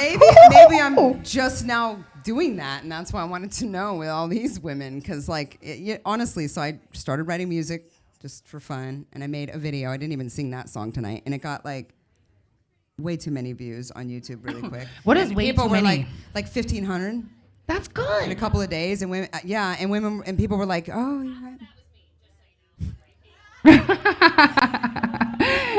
She's got a few fans. So then and then of course I had someone come into my life that encouraged me to keep writing, and yeah, so when I realized how good I was at writing, I kept doing it. But calling myself an artist, I don't know, like everyone on here said, it's kind of the other people around you. Like I got up and performed a few times, and every time I got off, people were like, you know, sing. Redhead, get on YouTube. Well, they were Redhead, just like, go live. Yeah, so a lot of people would just come up and they liked what they heard, so it makes you believe in yourself. You know, I must It's say, like- you said something about that last song that you sang that's one of everybody's favorites. Yes. That is one of my true favorite ones. That was one of the ones that I was like, Yeah. okay, look, you're done doing this bedroom bullshit. Get your ass on stage. Yeah. So I haven't actually done any, like I've never done a concert or anything yet. I've done a couple performances at the Checkerboard. I performed one full set at a festival, and this is it. So I'm still new, but someday I'm focused on the Victress Voice right now. So do you feel as though you are a performance I'm artist owning it. now? My daughter, I have a 16-year-old daughter. She's pep talking me into it, which is great because she's the one that's like, "Come on, Mom. You're so good." Just, so yes, I do. I'm calling myself a musician and an artist. All right, we got a breakthrough. All those wonderful things. Absolutely. Ow, ow, ow, ow, ow. So, yep. And so, thank you very much. Absolutely. For letting me do that. So we're going to go ahead and go through the last little bit that we have here tonight so we can get the music going because we're definitely past our hour here. I know, right? We had till 10. What time is it? Okay, so we have some questions and answering, but we also have this key. Do you want to do the questions and answering first, or do you want to do these positivities first? I want to do the key why everyone is still here. So bring me the key box really quick. All right. Actually, you know what? Let's do this. Here's what we're going to do. What are we going to do? I'm listening. Well, we might have to quicken things up. So the Q&A, I really want that to be a part of tonight because the women that are going to be a regular part of that are here with me. Okay. So, but this is really important. Well, if it helps, we don't really have any questions from the audience tonight. Oh, we don't? Well, good. Then we'll just introduce the Q&A line, and then I'll talk with Stacy for a minute, and we'll do this. That would actually be the best way to do that. Yeah, so why don't you tell everybody about the lifeline first? Yeah, why don't you put that away? All right, so the things and I also have two things get to over announce. here with me. Gosh. Over so here. Sorry. Thank you. This thing's in my way, and I can't see half the women over there. That's why I keep walking over here, by the way. Just so know you there are women over pink there. Box right here. And Don't believe me? Okay, let's hear it from the ladies in the back. You for sure have ladies over there. All right, so here's what we're going to do. What to expect next. That too. 2 introductions I'd like to make. So starting next month when we do this, okay, we're going to introduce what we call the Ladies Lifeline. And the way that you reach the Ladies Lifeline is you go to our email, which is VV for Victress Voice, ladieslifeline@gmail.com. LADIES lifeline@gmail.com. So VV ladieslifeline@gmail.com. All right. And what you do is you can submit any kind of question you like. It can be personal, not personal. You can remain anonymous. You can give us your name. But what we'll do on each of these segments is right about this piece.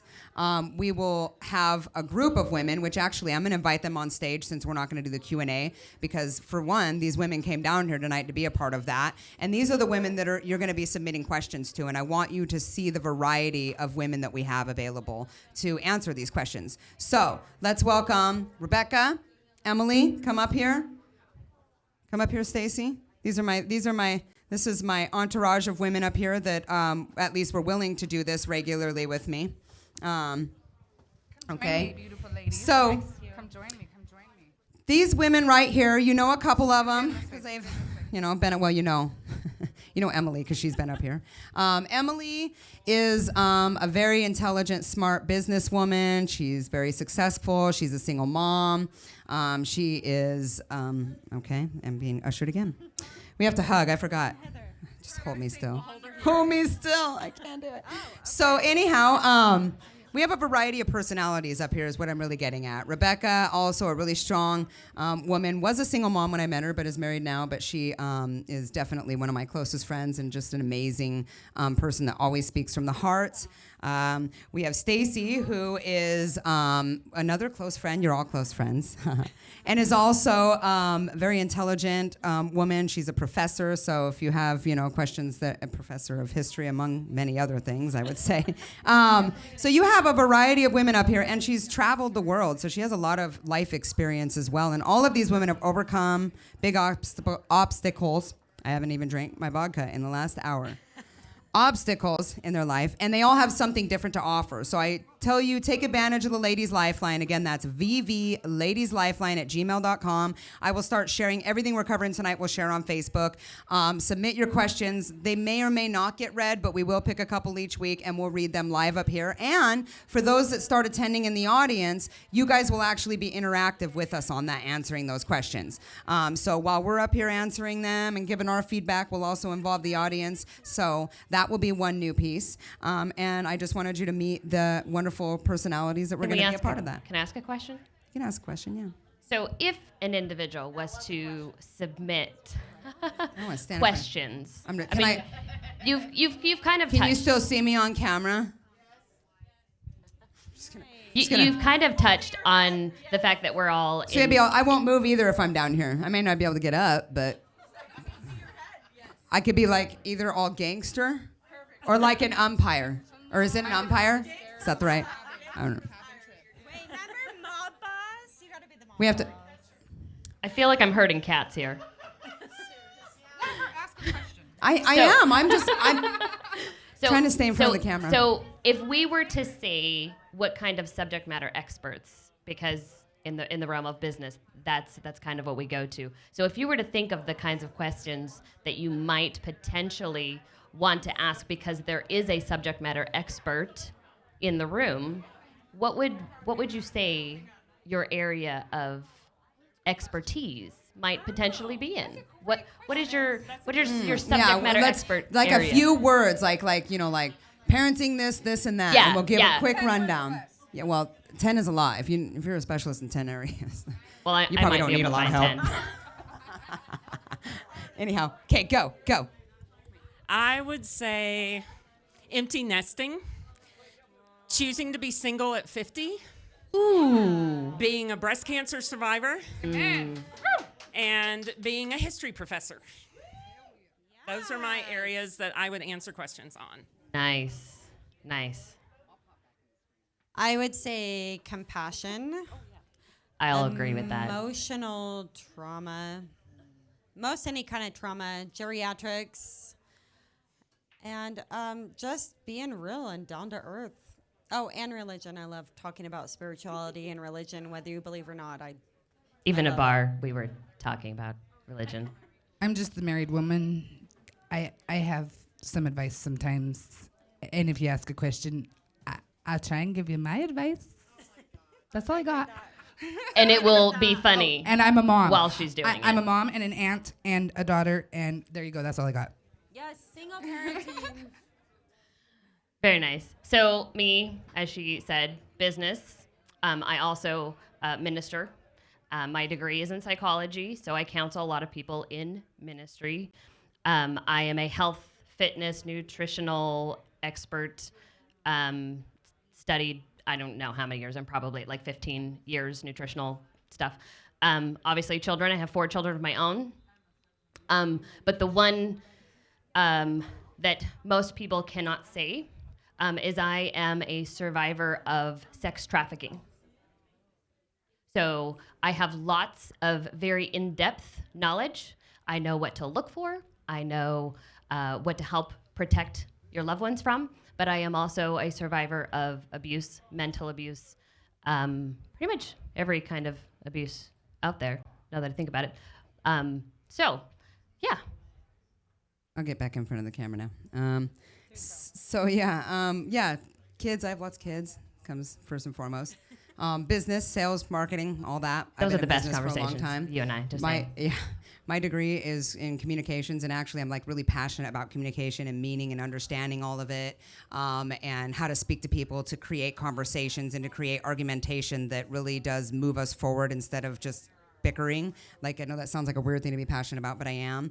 And I also like to explore spirituality, but I'm as someone who is a non-believer. I just love exploring spirituality, so I explore all sorts of different ones. And what else would I be in? Fashion. Yes. Yes. I call her when we're in need of So fashion. I love fashion, and yeah, just about anything. Like you said, compassion. I've been there. I've survived a lot. I've been a single mom most of my life. Independence for sure, and yeah, dating. I don't know. Yeah. I have stories on dating. Yeah, we all Just do. saying. So anyhow, all right. I could see that the ladies are like, it's been a long night, so I want to wrap it up. I want to. Yeah, we still need to do the keys. Well, we thank you, ladies, for joining us. And just so that you're all aware, this is your panel of ladies to help answer and guide and attempt to get questions in the direction that you feel that they should be going. There's no right or wrong answer. We just want to make sure that you have an opportunity to get some great advice. Yep, that way Thank you you, have a ladies. variety of voices given you. No questions tonight. We didn't have any questions tonight, but we did want to introduce you, I ladies, know, right? and make sure that everybody knew who you were and who would be asking questions No, to. actually, Stacy's gonna stay on stage because everyone. Hey, look, we had interviews sneak in last minute. Yes, thank you. I'm sorry, I know, right? So we're gonna do the key thing here in a minute, but I wanted to talk about this. So how many of you here have a problem saying I'm sorry for everything? I know, right? I'm so sorry. Right. And do you do it because you feel like you're inconveniencing somebody? Is that why you do it? Right. So Stacy's going to give us a little tidbit on this because she also has this issue and she found a little empowerment. And then when she gets done, I promise I will let you guys go. I have one more announcement to make. I know, right? This is all new stuff. And then we'll do the keys and you guys will love that, I promise. So here we go. Okay, so my tidbit for tonight, and this was suggested to me originally by my oldest son. Come over to my right. You got to stand on the not carpet suggested by my between the son. O and the C. Oh, gotcha. Okay, I can do this without moving. You just got to look on the O and the C, you know? O-C, baby. O-C-C. No, I'm down with S-P-P. Lindsay said that, not me. So my oldest son, who is 32, I was apologizing to him for one of a million things, like I was late picking him up or I didn't remember something I was going to bring to him. And he goes, why don't you stop apologizing? I was like, well, he goes, what did you do wrong? And I'm like, and we had this long conversation. I'm like, whatever. So I started thinking about it a little bit, and I started trying to say thank you instead of I'm sorry. I'm a breast cancer survivor. And so I am now disabled. I now have a lot of physical challenges from treatment, from the surgeries, and from all that kind of stuff. And so I do feel like an inconvenience. And I've lived my entire life non-apologetically. I'm from the Deep South. I'm from a racist family. I wear dreads. I have 17 tattoos. I had 10 piercings at one time. Are you sure we're not related? I have always been a very alternative person. I've always said I'm never going to apologize for me, and I never have. And then I got sick. Then I got cancer, and I felt like a burden. I felt like, and I'm not going to get teary, and I felt like I was in everybody's way. So I get to my office this morning at Spokane Community College, where I teach history, where I met this beautiful, amazing woman. And I walk into my office, and it's 78 degrees. And I don't care, because this is a women's thing. As part of my treatment, I had to have my perfectly healthy ovaries removed a little less than 2 years ago. And so I walk in, and immediately it feels like an elephant is sitting on my chest. I feel like I'm submerged in a vat of very mild acid, for lack of a better description. It is. It's like a hot, wet electric blanket for me that's constantly zapping me when I get hot. And so I went into this huge anxiety attack. I called our administrative assistant. I was like, we got to do something. And then after talking to her, and I had gotten out of the panic attack and the anxiety, and I got a fan in my office and could think straight, I wrote her an email, and instead of saying, I apologize, I'm sorry for calling your office in tears, freaking out with a full anxiety attack, what I wrote was, thank you for your patience, and thank you for your support. Thank you for going to facilities. Thank you for being a person that cares what I'm feeling in my office. And when I finished that email, instead of being embarrassed about the fact that I had been sobbing for 15 minutes, I felt grateful for the village that I had just embraced. And then it wrapped up, who embraced me. And it wrapped up with her coming to my office saying that I had made her day as an administrative assistant because she felt like she had done something important for someone. And so it made me not embarrassed, and it made her not pity me. So if you can ever say, every time you open your mouth to say, I'm sorry, thank the person for what they did for you instead of apologizing for what you perceive in yourself. Yes. I love that. I love that. That is that. amazing. Absolutely. I actually really Thank like how I like how you furthered that story and told us that the response you got back was different. Yeah, it really is. It really is. Somebody actually, I think it was Zoe that was telling me that when you're when you're talking to someone who's been through a hard time, like, and you're saying certain words, you're offering them pity instead of healing, right? Instead of like, and again, being a communications person, language matters, man. Words matter. We have one thing to announce before we do this real quick. So while I'm announcing it, I would like you to move these tables because, ladies, we're going to end the night kind of in a circle here in the middle of the floor. I know it sounds kind of, but we're going to, I don't care how it sounds. That's what we're doing. But while we're doing that, I want to announce one of the funnest part of our shows, okay? Look, I didn't have to do anything except stand Ronnie here. actually doesn't know what I'm doing, but you can go. Get off. You can. I'm all like, you can go. I don't know how to nicely say that. Whatever, redhead, can I have be the a mic? brat. No, No, you're not I'm supposed taking to it take with the mic me. out there. Remember? I have to pee. Will you hurry up? You didn't have to say that on there. All right. So, one of the fun things I thought would be cool, because again, I appreciate you guys staying for this extra long segment. I doubt any of the other ones would be nearly as long. And because I keep doing that. So, I apologize that I keep walking off screen. Like I said, the next one will not be as long. This is a little disorganized and came together last minute. But we have fun things. You guys hear this? You don't, but I'm getting called out. Thank you. Thank you for sticking with us for our first show and being a part of this wonderful thing. Thank you so much. So, one of the things that we are going to do, and one of the things that, the whole reason that Victress Voice is set up is to be a voice for a bunch of women to come together. So I hope to see a lot of women take different pieces of it and do as they will, what they're passionate about. One of the things that I think is really important for our confidence and our self-esteem, which is very important to the rest of what we're doing in life, is how we view our self-image. And I really do think, I'm not saying that like our beauty rides on our clothes and our hair and our makeup, but I am saying that those things can aid to how we feel about ourselves, and I think they're important. And because of that, I think that a lot of women, and I know this because I have a personal joy in shopping, for one, I'm a Goodwill addict, and for two, I totally am. And I won't apologize for that at all. But I know a lot of women that don't know how to dress themselves. And honestly, like, I have been someone that has fluctuated weight heavily throughout my life, on and off. And so I kind of know the kind of clothing that women want to wear, but a lot of women don't, right? They don't know what's going to look good on them and what not. And most women won't go out of the box and blah, blah, blah. So I love dressing women. It's a hobby of mine. It sounds weird. But I've taken many women shopping and picked out clothes.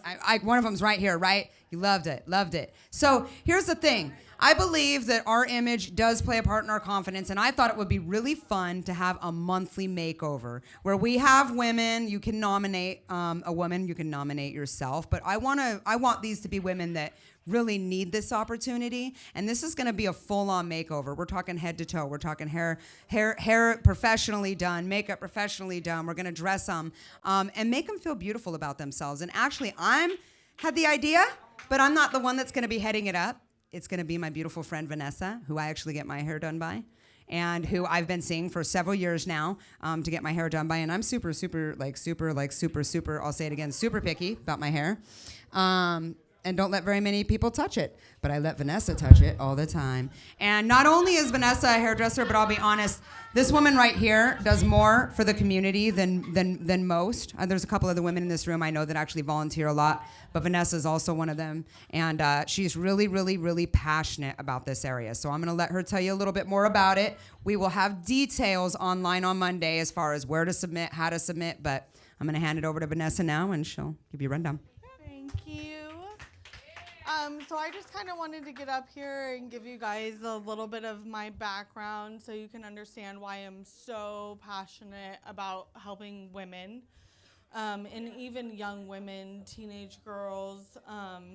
When I was born with a hemangioma tumor on my face. It was really big. It covered the whole right side of my face. I was bullied most or all of my life, even still as an adult. When I'm not fully together, people feel like they need to say something, which is okay, because it is not, I don't need to know what other people care about me. I just worry about myself. So, my whole life I grew up constantly worrying about myself. I struggled with suicide, relationships.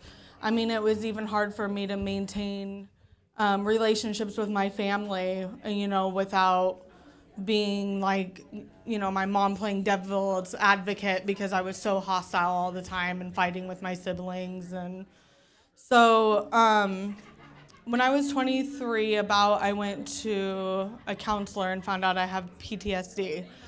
And a huge, huge part of my recovery is helping women. It makes me feel good to give back to my community and help people because I hate seeing people feeling bad about themselves. It's so unnecessary, and it hurts my heart that women should be building each other up and not tearing each other down. For those who win the giveaways every month, our Makeover Mondays, I want you to know that my salon's a safe space. You can come in and you can be yourself, and you don't have to worry about me or anybody that I work with judging you.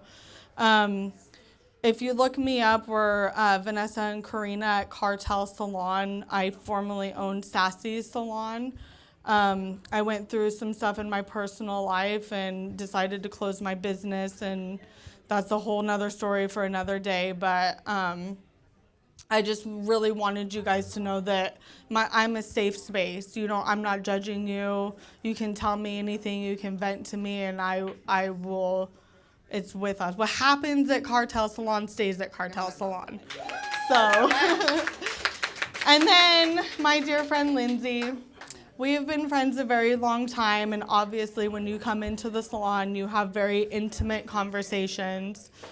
I think it's very important to people that they know that Lindsay, it's not just about, wow, I'm a woman and we're gonna rule the world. She loves men as much as she loves women, and she knows how equally our roles are in society, men versus women and all of that. This isn't about women ruling the world. It's about women being equal to each other and building each other up and support.